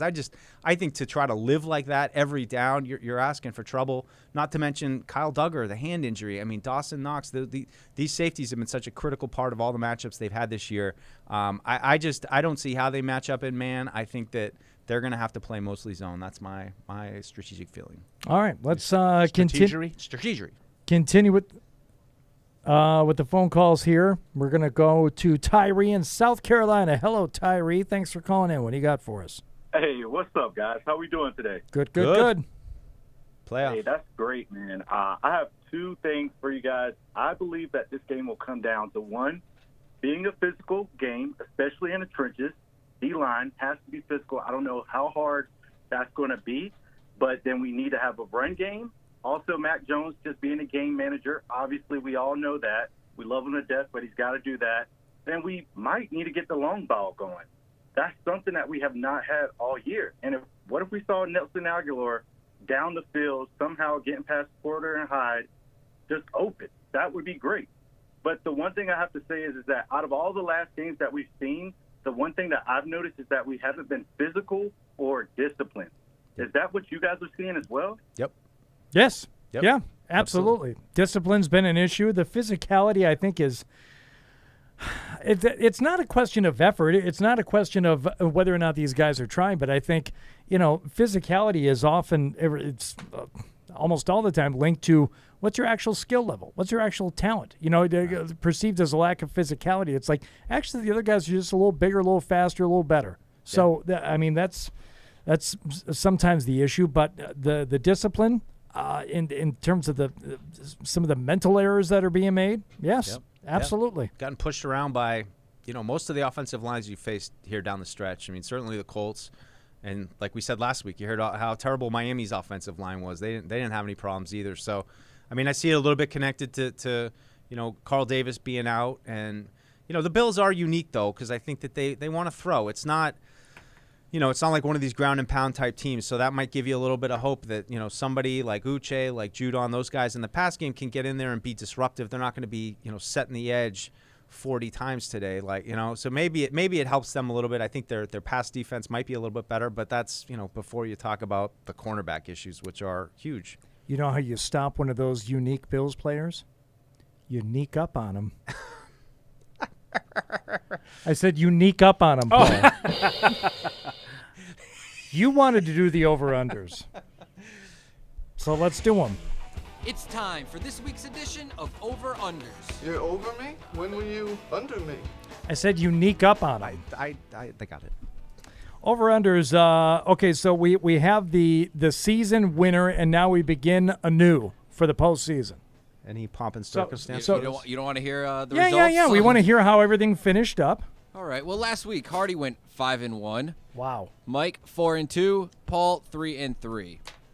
But Paul, keep that hand raised, baby. 58-44 on the season. Mike 55-47. Hardy 45-57. Well, you know what? I didn't get embarrassed in the final week.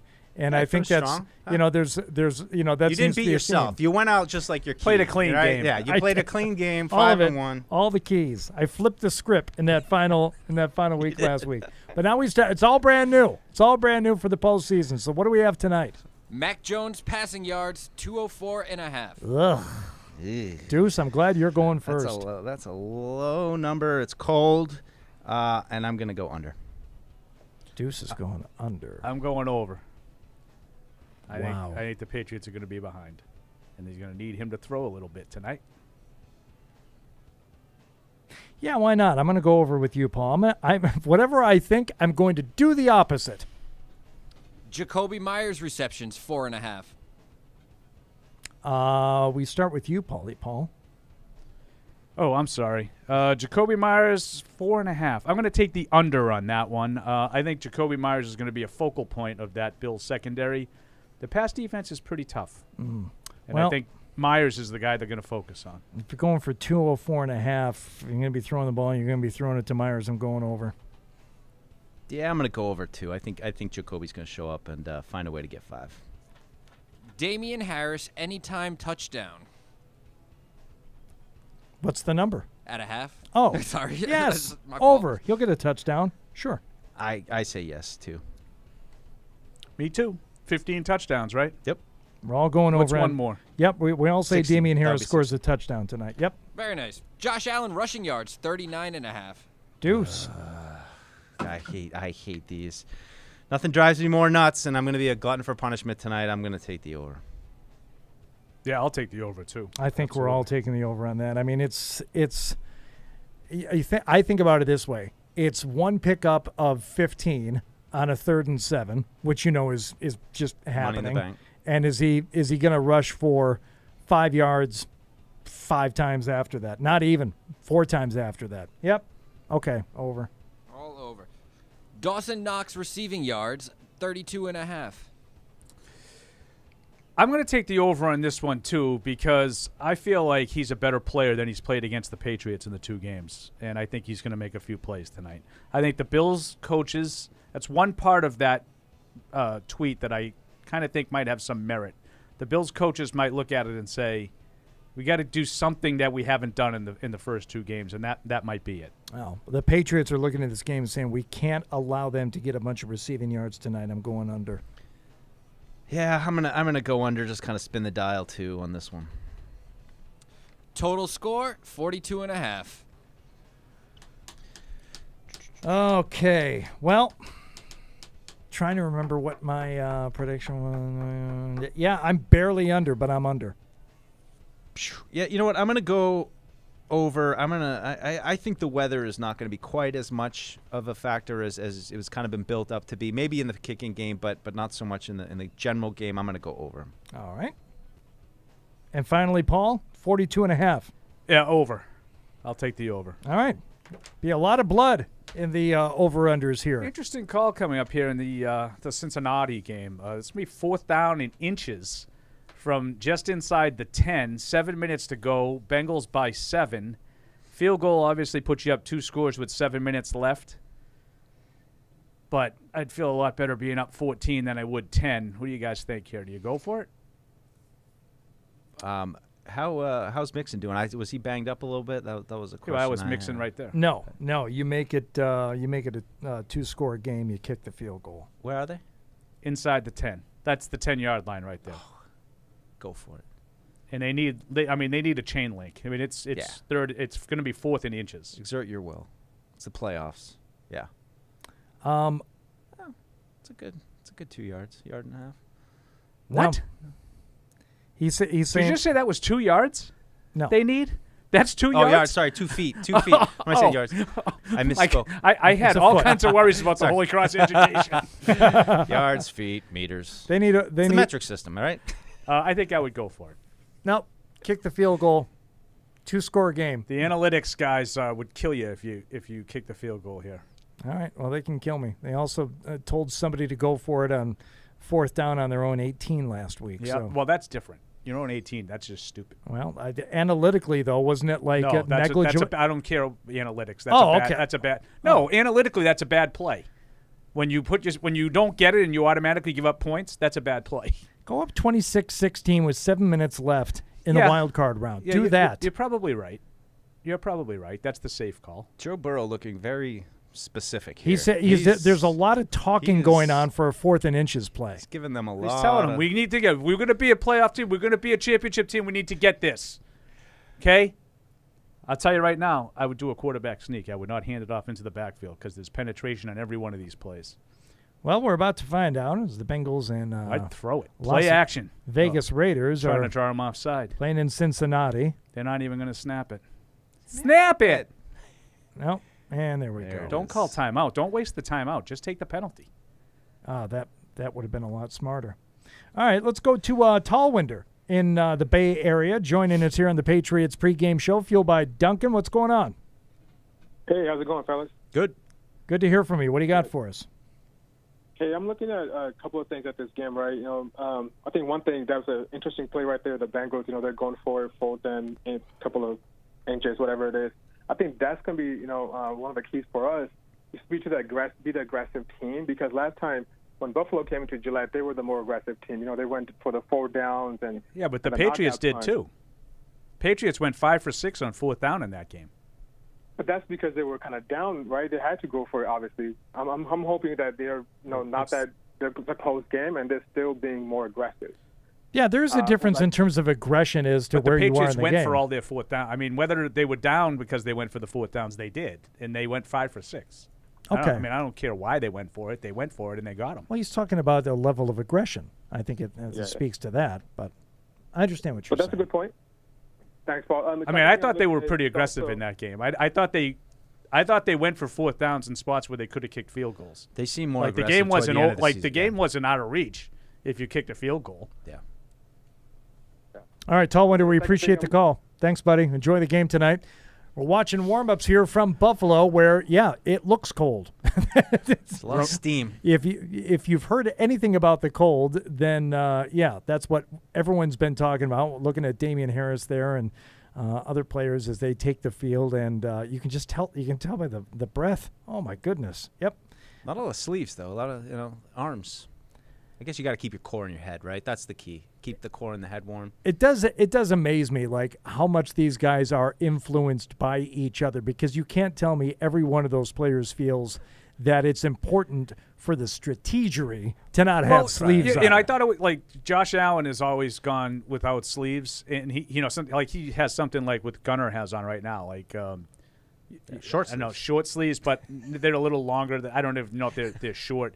But Josh Allen has always said he doesn't like to wear anything because he doesn't want to give the defenders an extra thing to grab on. Yes, and so that's what I mean. You see, Mac has got full sleeves. Strategy-wise, there are reasons not to wear sleeves for certain positions, but not for all these guys. I'd be out there in a snowmobile suit. I wouldn't even care. Don't be a tough guy. Like Brady used to wear the scuba suit. Yeah, that kind of looks like what Mac's got on a little bit. Yeah, he doesn't look.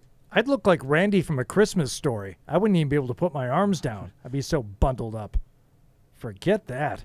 Yeah, I'm glad I'm not on that football field right now. And shout out to Chris Gogolos, I think, is shooting these shots for us right now, doing a great job there. Did you guys enjoy the glove talk with Mac this week? There's a lot of talk about his glove. Oh, the oven mitt? Yeah. A little bit. Yeah. There are a couple of storylines that I just could not hang with this week. One of them was Josh Allen complaining about his cold toes and his cold fingers. Yeah. Like circulation. Okay. You didn't like the David Price thing? No, what was that? I think he's got that thing that David Price has. Oh yeah, where he's numb and stingy. And Jim Murray is like, hey guys, I haven't heard from you for a little while. Hey guys, I got hay fever and I'm numb and stingy. Yeah, I couldn't deal with that, especially since Josh Allen said, like, immediately afterward, it's like, when I'm playing the game, it doesn't bother me to get out there in adrenaline. But, yeah, on the sideline, you get cold. It's like, oh, what's he admitting to? Right. Oh, right. That's no. Stop it. I'd step on his toes. Oh, yeah. Oh. Rockstar backup quarterback. He's wicked smart. All right. Back to the calls we go. Steve in New York. What's happening, Steve? Oh, I'm excited. Patriots are in the playoffs. After 1 year missing them, we had a winning season. It wasn't terrible to watch them, so I'm super excited. I got two things, one about the team and one about the game today. I think for the team, they really need somebody like a Rodney Harris or a Julian Edelman or Mike Vrabel, somebody like in practice going 100% and really energizing and providing leadership in the group. I think they're missing that this year. And about the game, I think we're looking at this game completely the wrong way. I think there is so much pressure on the Bills to win this game that can cause them to make mistakes that we can capitalize on.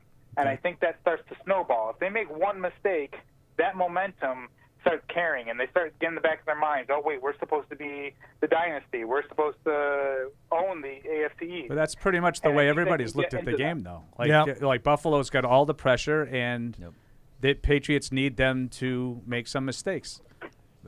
Yeah, in terms of like energizing at practice and stuff, there are guys who are natural leaders on the team already, but this is one of these things that only pops up after you drop, a few games, 3 out of 4. Well, I'll tell you why people are talking about it, because the quarterback said after the first loss that they practiced poorly.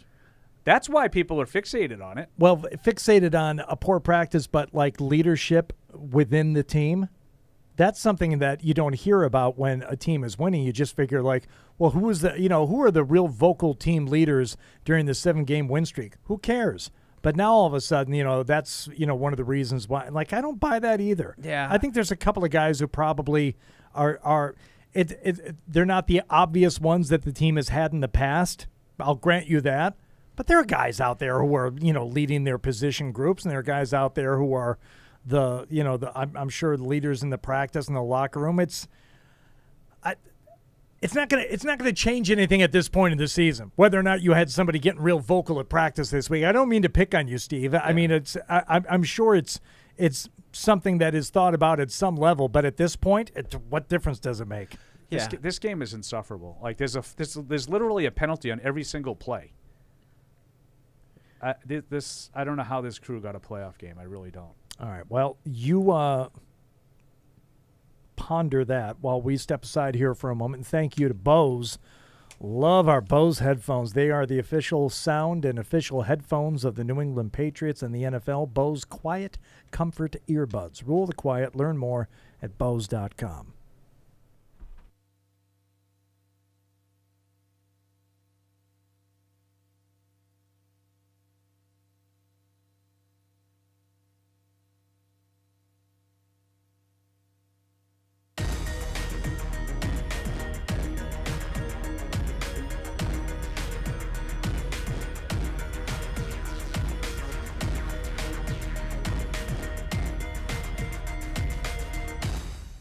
TouchView Interactive is here to support your hybrid learning, distance learning, and video conferencing needs with easy-to-use tools that allow end users to collaborate, interact, and present seamlessly. TouchView Interactive offers a comprehensive line of accessories and software to support your audio-visual needs. Outfit your classrooms and presentation spaces with the future of interactive display technology. Visit touchview.com for more info. Offered by the Oakers Company, celebrating 100 years of service and support.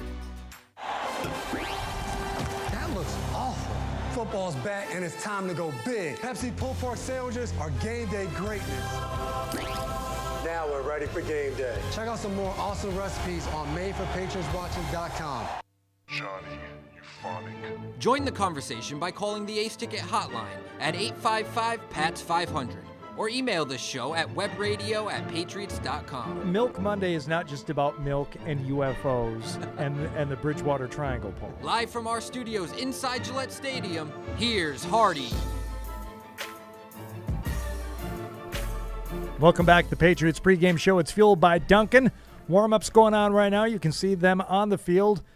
Just trying to stay warm out there. What you got a field temp there for me, Deuce? It looks pretty cool. I would say 7 degrees. I was going to ask you to actually look it up. It looks pretty cool. I usually can tell with my eyes. I was checking out Duggar. Got a little bit of a oven mitt himself there on his right hand. Yeah, and definitely Mac looks like he has that, a little extra scuba kind of gear on too. Like he's bundled. He's bundled. Buffalo current weather, it is 7 degrees. And the stadium is right there in the city. Okay, but you were guessing. I can tell. I can guess. I can see temperature with my eyes. Park. Russ in Westfield, Mass. What's going on, Russ? Thanks for joining us. Oh, yeah. Hey, thank you, guys. Great segue. It was about the penalties in this game here. But the other guy was talking too much about Fitzy, about the mind freak with the Buffalo Bills. Forget that. How about Judon tells the ref before the game, you know what? All my friends on Facebook and Twitter and whatnot are saying they got pictures of me getting mugged and not being held. Put it in the ref's brains, and maybe we'll get a couple of holds on Judon. I mean, what is that? They don't call that, but this game, ticky-tack, they got a hand on the guy's shoulder and they're calling holding. Okay.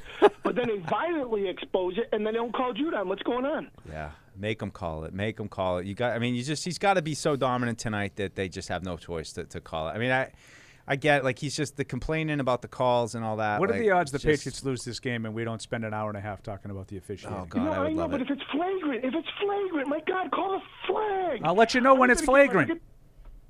Yeah, well, it's flagrant when he got him by the neck. I mean, I got all that wasn't a kinds of plays penalty last week. I got news for you. But do you remember Ben Coates? Yes, I do. Okay, I've season tickets forever. I was a Redskins fan. The Washington football team fan in the 60s. Jimmy Plunkett comes in, long story anyway. So Ben Coates is in the end zone, and the guy from Miami, I think 55, I can't remember his name. Anyways, mugging the living heck out of me. I'm yelling. I'm like, man, they were mugging Ben Coates like you could not believe he would not throw a flag for nothing. So that's how you're going to call it, then call that the whole game. Russ, I'm with you. I think it was a penalty on Judon last week. Paul, I showed Paul a screenshot during the post game, and you know what he told me? Don't show me screenshots of holding calls. No, That's my patented response when people do that to me. Okay, well, that would be one. Gifts. It would have been nice if I'd gotten that much. You know what I got, Deuce? I got the shoulder shrug. I didn't think it was a penalty. Okay, well, I thought it was. Just like I don't think the pass interferences were penalties. I thought it was a hold and a hands to the face, illegal hands to the face. I thought it was both, and it wasn't just from the screenshot. I actually watched the game with my eyes, and I know you did too. But you and I saw it different ways. And there the twain shall meet. Correct. Let's go to... I just want to know why everybody only bitches about the calls one way and not both ways. No, I thought, and people even said last week there were a couple of bad calls, but it didn't cost them the game. And not on this show they didn't. Well, maybe during the week. We had 2 hours of the ref screwed us on this show. On the post game last week? Yeah. I wasn't that bad. Plus during the week, too. Okay, during the week. Don't mix the two up. There should have been a taunting call on Landon Roberts, according to the local media. According to Felger. According to Mike Reese and Bob Sosi. Oh. Who had, again, still shots. Yeah. For their own purposes. Oh, he did kind of taunt. Brandon in Buffalo. Hello, Brandon. Hello. You going to the game? I wanted to talk about the New England defense. Yeah. We do have the power. The New England defense do have the power of stopping the Buffalo Bills offense. Why? Because they have great linebackers to cover the running back, the quarterback, and the tight end.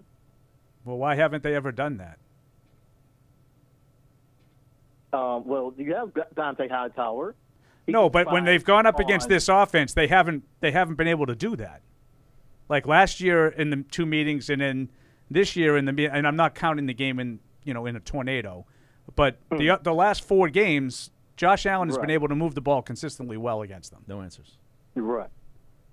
But I'm just saying is that we have the manpower to do it. I don't think they do. Well, you've got J.C. Jackson, Miles Bryant, Juwan Williams, D'Angelo Ross, and Devontae Busby. I don't think that's the manpower to slow down this offense. Yeah, now, Buffalo might not be able to get it done. They just, I've seen Buffalo not perform, and I don't think Buffalo has clicked all year long, and that's my hope for the game is that continues. But man for man, the Patriots do not have the manpower to match up with that offense. Yeah, Brandon, thanks for the call. We appreciate it. We'll go to Sky in Atlantic City. Sky, what's going on? Atlantic City. Hey, what's up? I'm tired. I'm just tired of all the naysayers. You guys call yourselves Patriots fans, and you're over here talking about that we don't have the manpower to match up with that defense. Bill Belichick's our coach. Yeah. You get what I'm saying? He was the coach the day after Christmas, too. Josh McDaniels is the offensive coordinator. There's no reason why this team can't win a Super Bowl, especially this Gerard year. Mayo's the linebackers coach. Let's see. What is Covington coach? So what happened? Defensive line? No, Marcus Covington. But Sky, so all that being Carmen true, Brasillo, all that was true on coach. December 26th when the Bills beat the Patriots at Gillette Stadium. So what happened? A number of things happened. Things happened. The defense wasn't clicking. We got a couple missed calls. The There it Patriots don't have is. that I number told one- you. the Patriots- There it is. The Calls. Patriots Missed don't have calls. that number one wide receiver. It's missed calls. You know, that's the main thing. What's the main N'Keal thing? Harry hasn't been. If they get that number one wide receiver, they're all of a sudden they're the best team in the league. If you ask me. Well, you need someone to throw him the ball too, and as good as Mac Jones has been, he has not yet shown me that he They're can. a number one wide receiver away from being the best number team one team in the league. The best team in the league. Not to pile on with the pessimism, but there was a breakdown of rookie quarterbacks playing in the playoffs that somebody did going all the way back to 1999. I will share some of that stuff with you when we return here. We're going to step aside right now, Matt. Okay, very good. We'll do that, and then we're doing a 6-pack. This will be fun. Oh, the Chuckles 5-pack. Do we know that there are only 5 Chuckles in a pack of Chuckles? I've used that before. I want to make sure. We're going to double check. We'll have the answer when we return on the Patriots Pregame Show, fueled by Dunkin.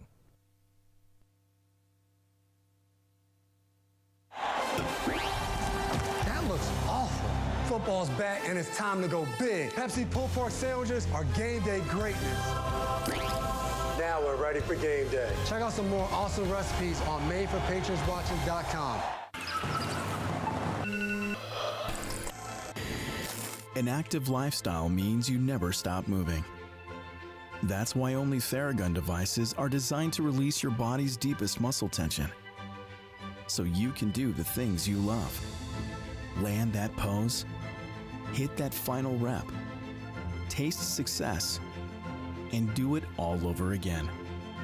You only have one body. Make it a TheraBody.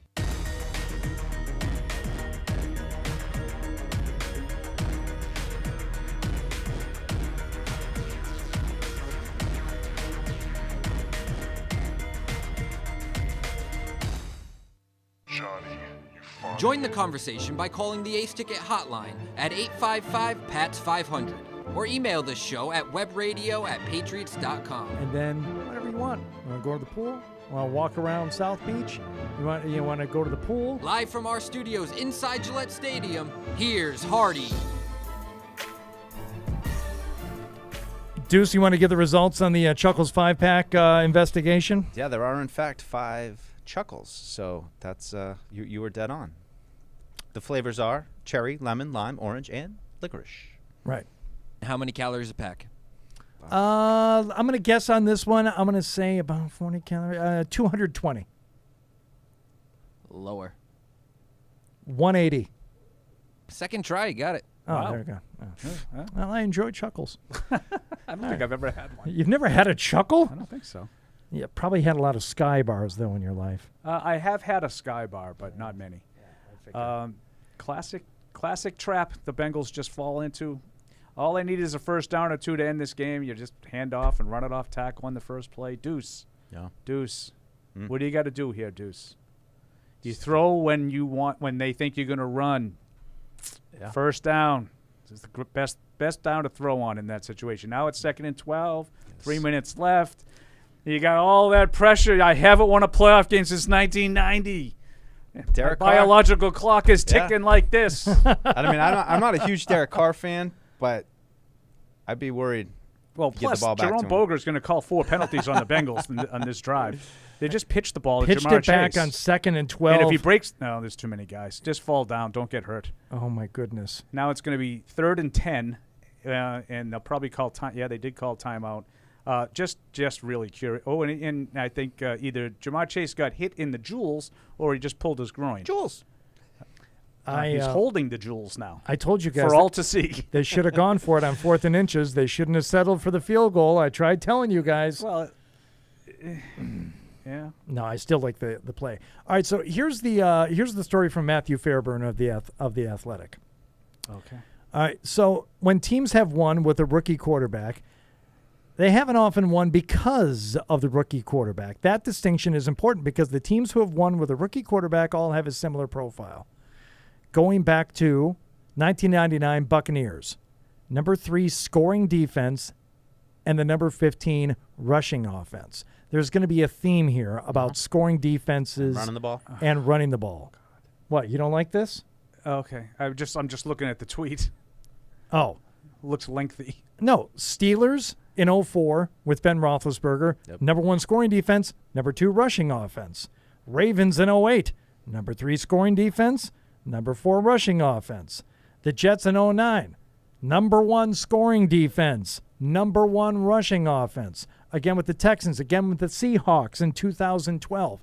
So in order to succeed with the rookie quarterback at this point in the season, you got to have one, hopefully, and preferably both, top-tier scoring defense and rushing offense. Yeah, and that's the formula. That's kind of how it's done. Yeah, and I think we talked about this a little bit this week. Is the Patriots such a kind of unique season where they kind of just blew out the bad teams and didn't give up any points. They had a stretch: Panthers, Browns, Falcons 6-7-0, even Titans and Bills 13-10. They had a real good stretch, and so they end the season as second overall in points. But I think when you look down the stretch with those games that they lost, giving up 33 to the Dolphins, 33 to the Bills. I just think the stats are a little skewed. I think you look on paper, you're like, wow, this looks like a top 5 defense. But number 2 scoring defense, as you said, Deuce. But again, it's number 8 in the rushing. Games they won 54-13 and 50-10 and 45-7. Those kind of skew things a little bit. So I do think that they had a good defense this year, better than last year, but I still think they've got some issues, and I think they've also got a bunch of personnel changes that are probably coming down the pike too. So Fairburn says that all this means, and Jeff Howe was kind of backing him up on this, that means that the Patriots do have a chance today. Well, I think it's unquestionable that the Patriots have a chance. Absolutely. I think that people, chance. I think people mistake when someone picks one thing, that means that you think there's no way the other thing can happen. Do you know what I'm saying? What are the two things? It's one thing if someone says Ron Borges in the Super Bowl against the Rams said Rams 72-3 or something like that. So clearly he didn't think there was any chance the Patriots had to win. But if someone says, yeah, I think Buffalo's going to Matty Glab came on a show, Buffalo Bills reporter, and picked 27-20. I don't want to hear someone say, well, that Matty Glab, she didn't know what she was talking about. The Patriots won the game. She clearly thought it was going to be a close game. She thought it could go either way. She thinks the Bills are going to win 27-20.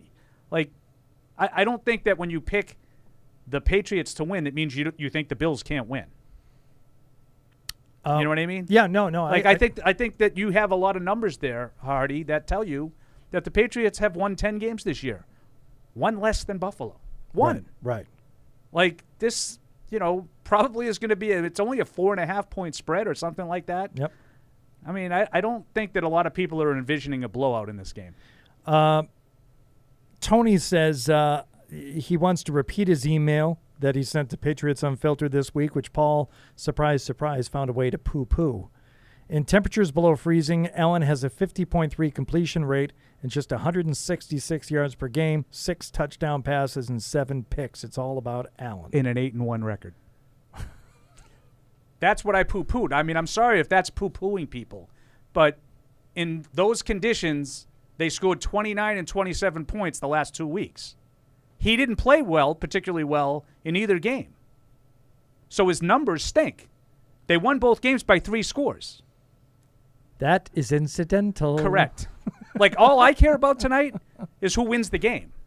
It's not going to make me feel better if the Patriots lose tonight and Josh Allen plays lousy.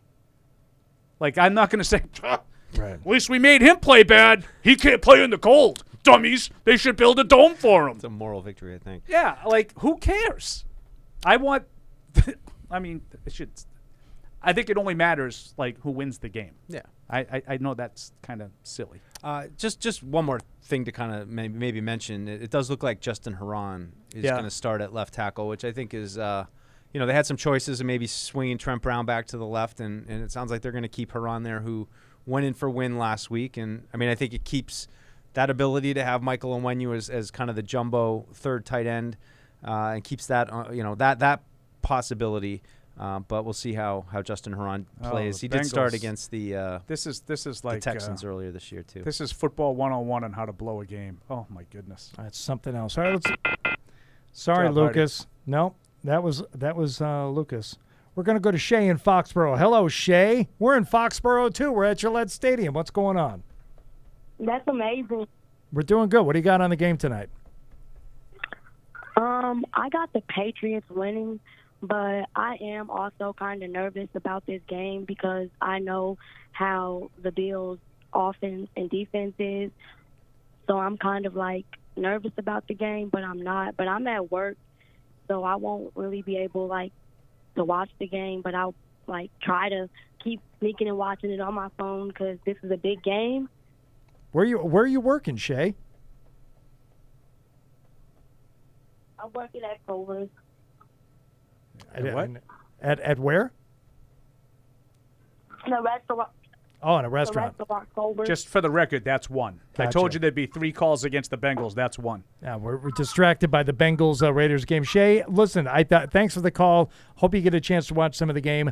A lot of people are nervous. A lot of people are nervous about this game tonight. It's the playoffs. You should be nervous. You're playing. You're on the road against a team that you played twice and you split. So okay, it's okay to be nervous. Don't worry about it. I'm not even sure they hit him. Oh, he didn't hit him in the head. So that they're calling. He hit him in the shoulder, and Carr snapped his head back. Didn't even fall down. That was roughing the passer. They called. Yep. Oh wow. Oh boy. And 2 plays later. Well, he dropped it. No, he dropped it. All right, Josh and Quincy, what do you got for us, Josh? I'd let him score. Hey, what's going on, man? Long-time Pats fan, first-time caller. I listen to you guys every week, so it's awesome to even get to talk to you guys. Whoa, hey! Hey, that was my son. You're But fired anyway, I got the Pats tonight, 27-24. I think they're going to pull it off. But I think our biggest weakness, some people don't talk about, is our D-line. We got a big hole in the middle. We had Vince Wilfork for a long time, then Alan Branch, then you had Adam Butler. Christian Barmore's still a rookie, and he's kind of stepping in, but we need that big body, that anchor, to really settle that middle of the line. And that's really where I think Allen is going to escape from us. Like last week, Tua did it. You've seen Hightower overshoot the gap against Taylor in that game. So I think it's going to come down to that front 7. I think that's Josh. Thanks for the call. I think that's a reasonable score prediction too for a Patriots win. I think you're going to have to score 27 to win the game. You got to score some points to win the game, and it's going to and it's still going to be tight. Get up over 24 or so. I think you got a chance. Yep, Yeah. I like it. Get All some takeaways, capitalize. Yep. David in Colorado, what do you got for us, David? Hey guys, big fan of the show. Just calling in a little late. Just tuned in. Just curious if anybody had talked about maybe Wilkerson playing instead of Harry today, and maybe he can be the McKenzie of this game. No, he's out. He is inactive. They did not dress him, so it looks like it's going to be Harry. They didn't dress him? No. Yep. And Harry's not wearing All right, sleeves. Thanks for taking my call. All right. And he's out. He was all bummed out. Yep, forget it. So many. I'm going to bed. Paul, when we found out that Wilkerson was inactive, you almost sounded relieved. Like maybe you didn't want to Wilkerson Mafia? Yeah, because you didn't want to hear any more about Wilkerson playing in this game. Why is that? It's not that I didn't want to hear about him playing. I don't have any illusions as to what he is. He caught 2 touchdowns in that game, and people forget about the one he dropped, the one he dropped on the sideline, the one he didn't seem to be on the same page with Mac Jones. It was 4 catches. He was 4 of on 8 targets. 4 of 8. And I just think that people are sort of identifying what that was. That was a nice contribution in a blowout game, by the way. Yes. But a nice contribution from a practice squad guy who I think shows some promise. But Mike and I watched him all summer, and that's what he was. Yeah. He was trick or treat. He dropped one, he caught one. Dropped one, caught one. Yep. I don't think he's the difference between winning and losing. Oh, and They're inside the 10. I'm telling you, I let him score. The Raiders are inside the 10. There are 35 seconds left. The clock is running, and they're going to spike it. the ball They'll have here. 3 plays from the 9. Wow. What a ball game. Zay Jones What was a ball open there. game. See that? That's exciting stuff. 28, 29, I can't tell. We do have some emails here to get to. We got a couple I want already. This game going overtime. That's going to delay the start of our game. Possibly. Will they delay it? I mean, shortly. They have done that. Yeah. Hey, Hardy Deuce and Perillo. Is there any way N'Keal Harry could save his job if he has a strong performance tonight? Sure. What? I just 12 catches. I don't. Can think I just so. say, I don't think so. At this stage, if we go into the third year now, which we're going to the end of his third year. If he has a game, is it a blah game? Like, let's just say, for argument's sake, he catches 8 for 110 and 3 touchdowns tonight. Like, are we going to have are we going to get Blod in the postgame? He was right the whole time. Like, is that what it is, or is it a fluke?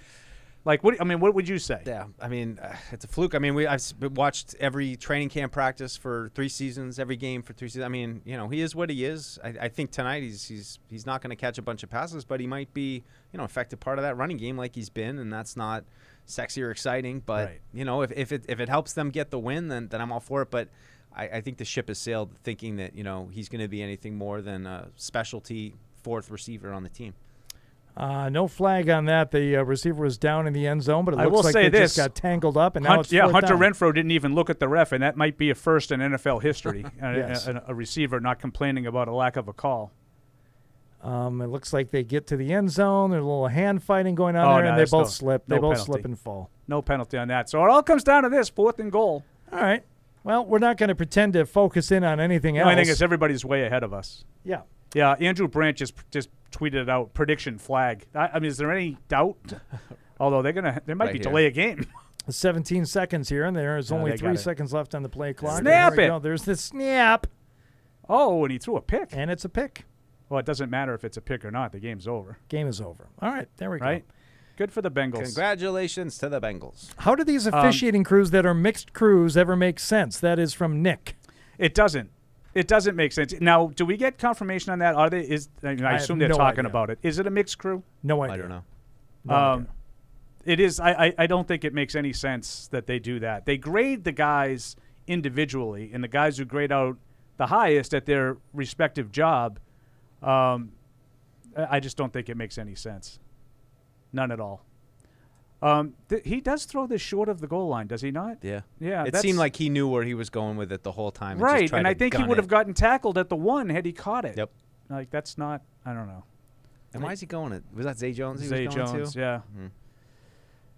All right. Go to the tight end. Good for the Bengals. Let's. You ready for the Chuckles 5-pack? Let's do it. This is the Sunday 6-pack, so kick back and listen to the position. I'm itching to get the picks back. You better bring a big stack. Don't get it mixed, yeah. I came to win it, yeah. This is the Sunday 6-pack.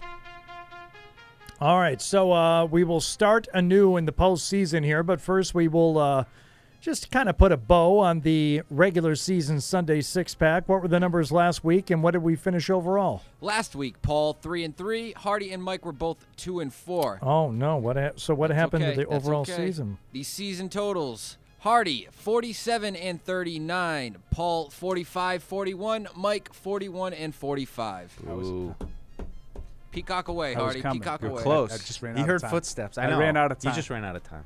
You know what? It was a hell of an effort the last, I think, 3 weeks from you, Paul. I went 3-3. It's not exactly like I closed the season on fire. Hey, compared to me and Mike, we went 2-4. It was fantastic. So good season, guys. Good season. Good job. And it all starts all over again tonight. With what game will we be picking first, Matt Morrell? Sunday, 1 p.m., the 9-8 Philadelphia Eagles at the 13-4 Tampa Bay Buccaneers. Tampa -8.5. Well, good that we're going. This game is first because I think we all have the same side on this one. Deuce. Yeah, Tampa Bay. I got them rolling. I will lay the 8.5. Yeah, me too. I just can't see Tommy Boy getting in trouble in this one. I can't see this going any other way than Bucks by at least 10. We're all taking the Bucks and laying 8.5. Sunday at 4:30, 10-7 San Francisco 49ers at the 12-5 Dallas Cowboys. Dallas -3. I like San Francisco in this game straight up. I think that they're the more physical team. I think they'll run the ball on Dallas, and I think they have enough playmakers on offense with Kittle and Samuel and Ayuk, and I think they have a chance to go into Dallas and win this game. Yeah, I think you're right, Paul. I think San Francisco is real good. I still think it's only going to take a couple of plays from the Cowboys, either Dak or Lamb, to blow this thing open, and then for them to cover that spread and win it by, 4 easily, maybe even a touchdown. So I'm going to go with the Cowboys. I expect something to happen to them before they make it much further, but I'll take the Cowboys one more week. I do worry about that corner for San Francisco that they pick on every week. I know he had a pick in overtime last week, but he's a he's a problem for the Niners defense. Yeah, I do think it's a good matchup. 49ers going to Dallas, but I'm going to take Dallas to win, and I'll lay those points. Sunday, 8:15, 9-7-1 Pittsburgh Steelers at the 12-5 Kansas City Chiefs. Kansas City minus 12.5. I said when this matchup was first in the books that I would need 2 touchdowns before I would take the Steelers in this, and 12.5 ain't 2 touchdowns. I will lay the 12.5 and take the Chiefs. Yeah, I'm going to lay that 12.5 too. Big Ben, bye-bye. Yeah, I think this is more of a pick against Pittsburgh than it is for Kansas City, because I still think Kansas City's got some questions similar to Buffalo, but I just can't pick Pittsburgh. Monday Night Football, 11-6 Arizona Cardinals at the 12-5 Los Angeles Rams. The LAR minus 4. Sorry, that's I wrote back LA. Back to Deuce. Back to Deuce. Yeah, I'm going to take the LAR at home. I just don't think Arizona's been quite the same. J.J. Watt maybe not going to make a difference. I got the Rams. Yeah, interesting game. Much like the Patriots, third time that the teams are meeting. I will take the LAR as well. I think they have more firepower, and this is a little bit of a faith pick. Hardy and your boy and mine, Matthew Stafford. I love him, and I think he is not going to squander this first opportunity he's had with a real team to make some real noise in the postseason. I mean, he's coming from a team that has not won a playoff game in over 30 years. Think about that. The Lions last won a playoff game in 1991. Yeah, they have the longest drought now. Yeah, and that is their only playoff win in my lifetime. Okay, so I don't think killed Dallas. That's Barry Sanders, right? Yeah, right. They killed Dallas in that game. Right? Yeah, and I don't think Stafford lets this opportunity pass him by. We're all taking the Rams here. And finally, the 10-6 New England Patriots at the 11-6 Buffalo Bills. Buffalo minus 4.5. Paul, you begin. Okay, was it Sky? Is that who it was that yelled at us? Yeah. Me, particular. Pay attention. I feel like all the pressure in this game is on Buffalo, and I don't feel like the Bills are going to be ready for it. I think they are going to play a sloppy game. They are going to allow the Patriots to stay in the game, and for that reason, I am picking the Patriots to pull off an upset here. It wouldn't be a shocking upset, but a mild upset. I think they're going to come out of Buffalo with a 24-23 win, largely due to something that Belichick and that defense is able to do to Josh Allen and the Bills' offense. Sound reasoning. I think it's going to come down to how much the conditions really factor into the game and whether it throws either team off. I don't think it will. I think the Bills prove that they are at least a touchdown better than the Patriots. I think the Patriots play better tonight, but it won't be enough. I have the Bills winning the game 24-17. Yeah, I similar game. I think the Patriots will come to play and will put up a good fight, and I think it'll be close into the fourth quarter. Unfortunately, I think the Bills are going to pull it out right at the end. I've got the Bills 28-27. All right. So there we go. Those are the picks for the Chuckles 5-pack Wild Card Edition. So here's what before we're getting ready to wrap this one up. But this is what I meant, okay? So I obviously, when I was talking earlier, I knew that how we were all picking. By the way, you're taking the Pats then, plus 4.5. Correct. Yes. Correct. Okay. Right? So this is what I mean. Like, just because people are picking Buffalo to win, Mike picked Buffalo to win. He clearly thinks the Patriots have a chance to win. He picked 28-27. I think I'm picking the Patriots to win, 24-23. You picked a touchdown game, 24-17. I'm picking a one. Clearly, you think it can go either way. Yes, absolutely. Okay? So, like, just keep the blahs to yourself. Right. Like, let's just not make this out to be something that it wasn't. This wasn't the 2001 Patriots playing in the Super Bowl against the Rams, where they were 2 touchdown underdogs and no one gave them a chance. That's truly no one gave them a chance. This ain't that. This ain't that. So let's not make it out to be something that it isn't. That's all.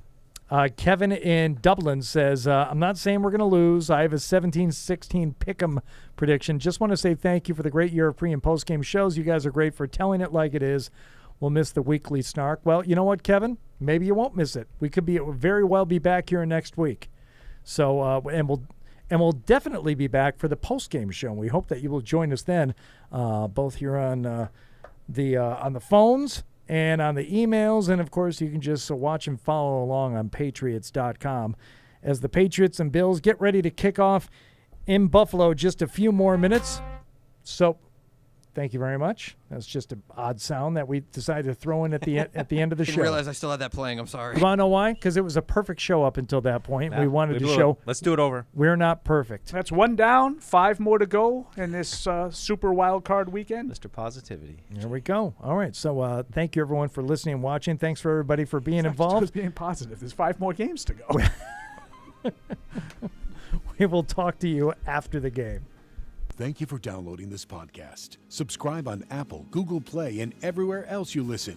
Like the show? Please rate and review us. Listener comments and ratings help keep us high in the podcast rankings so new listeners can find us. Be sure to check Patriots.com for more news and more podcasts.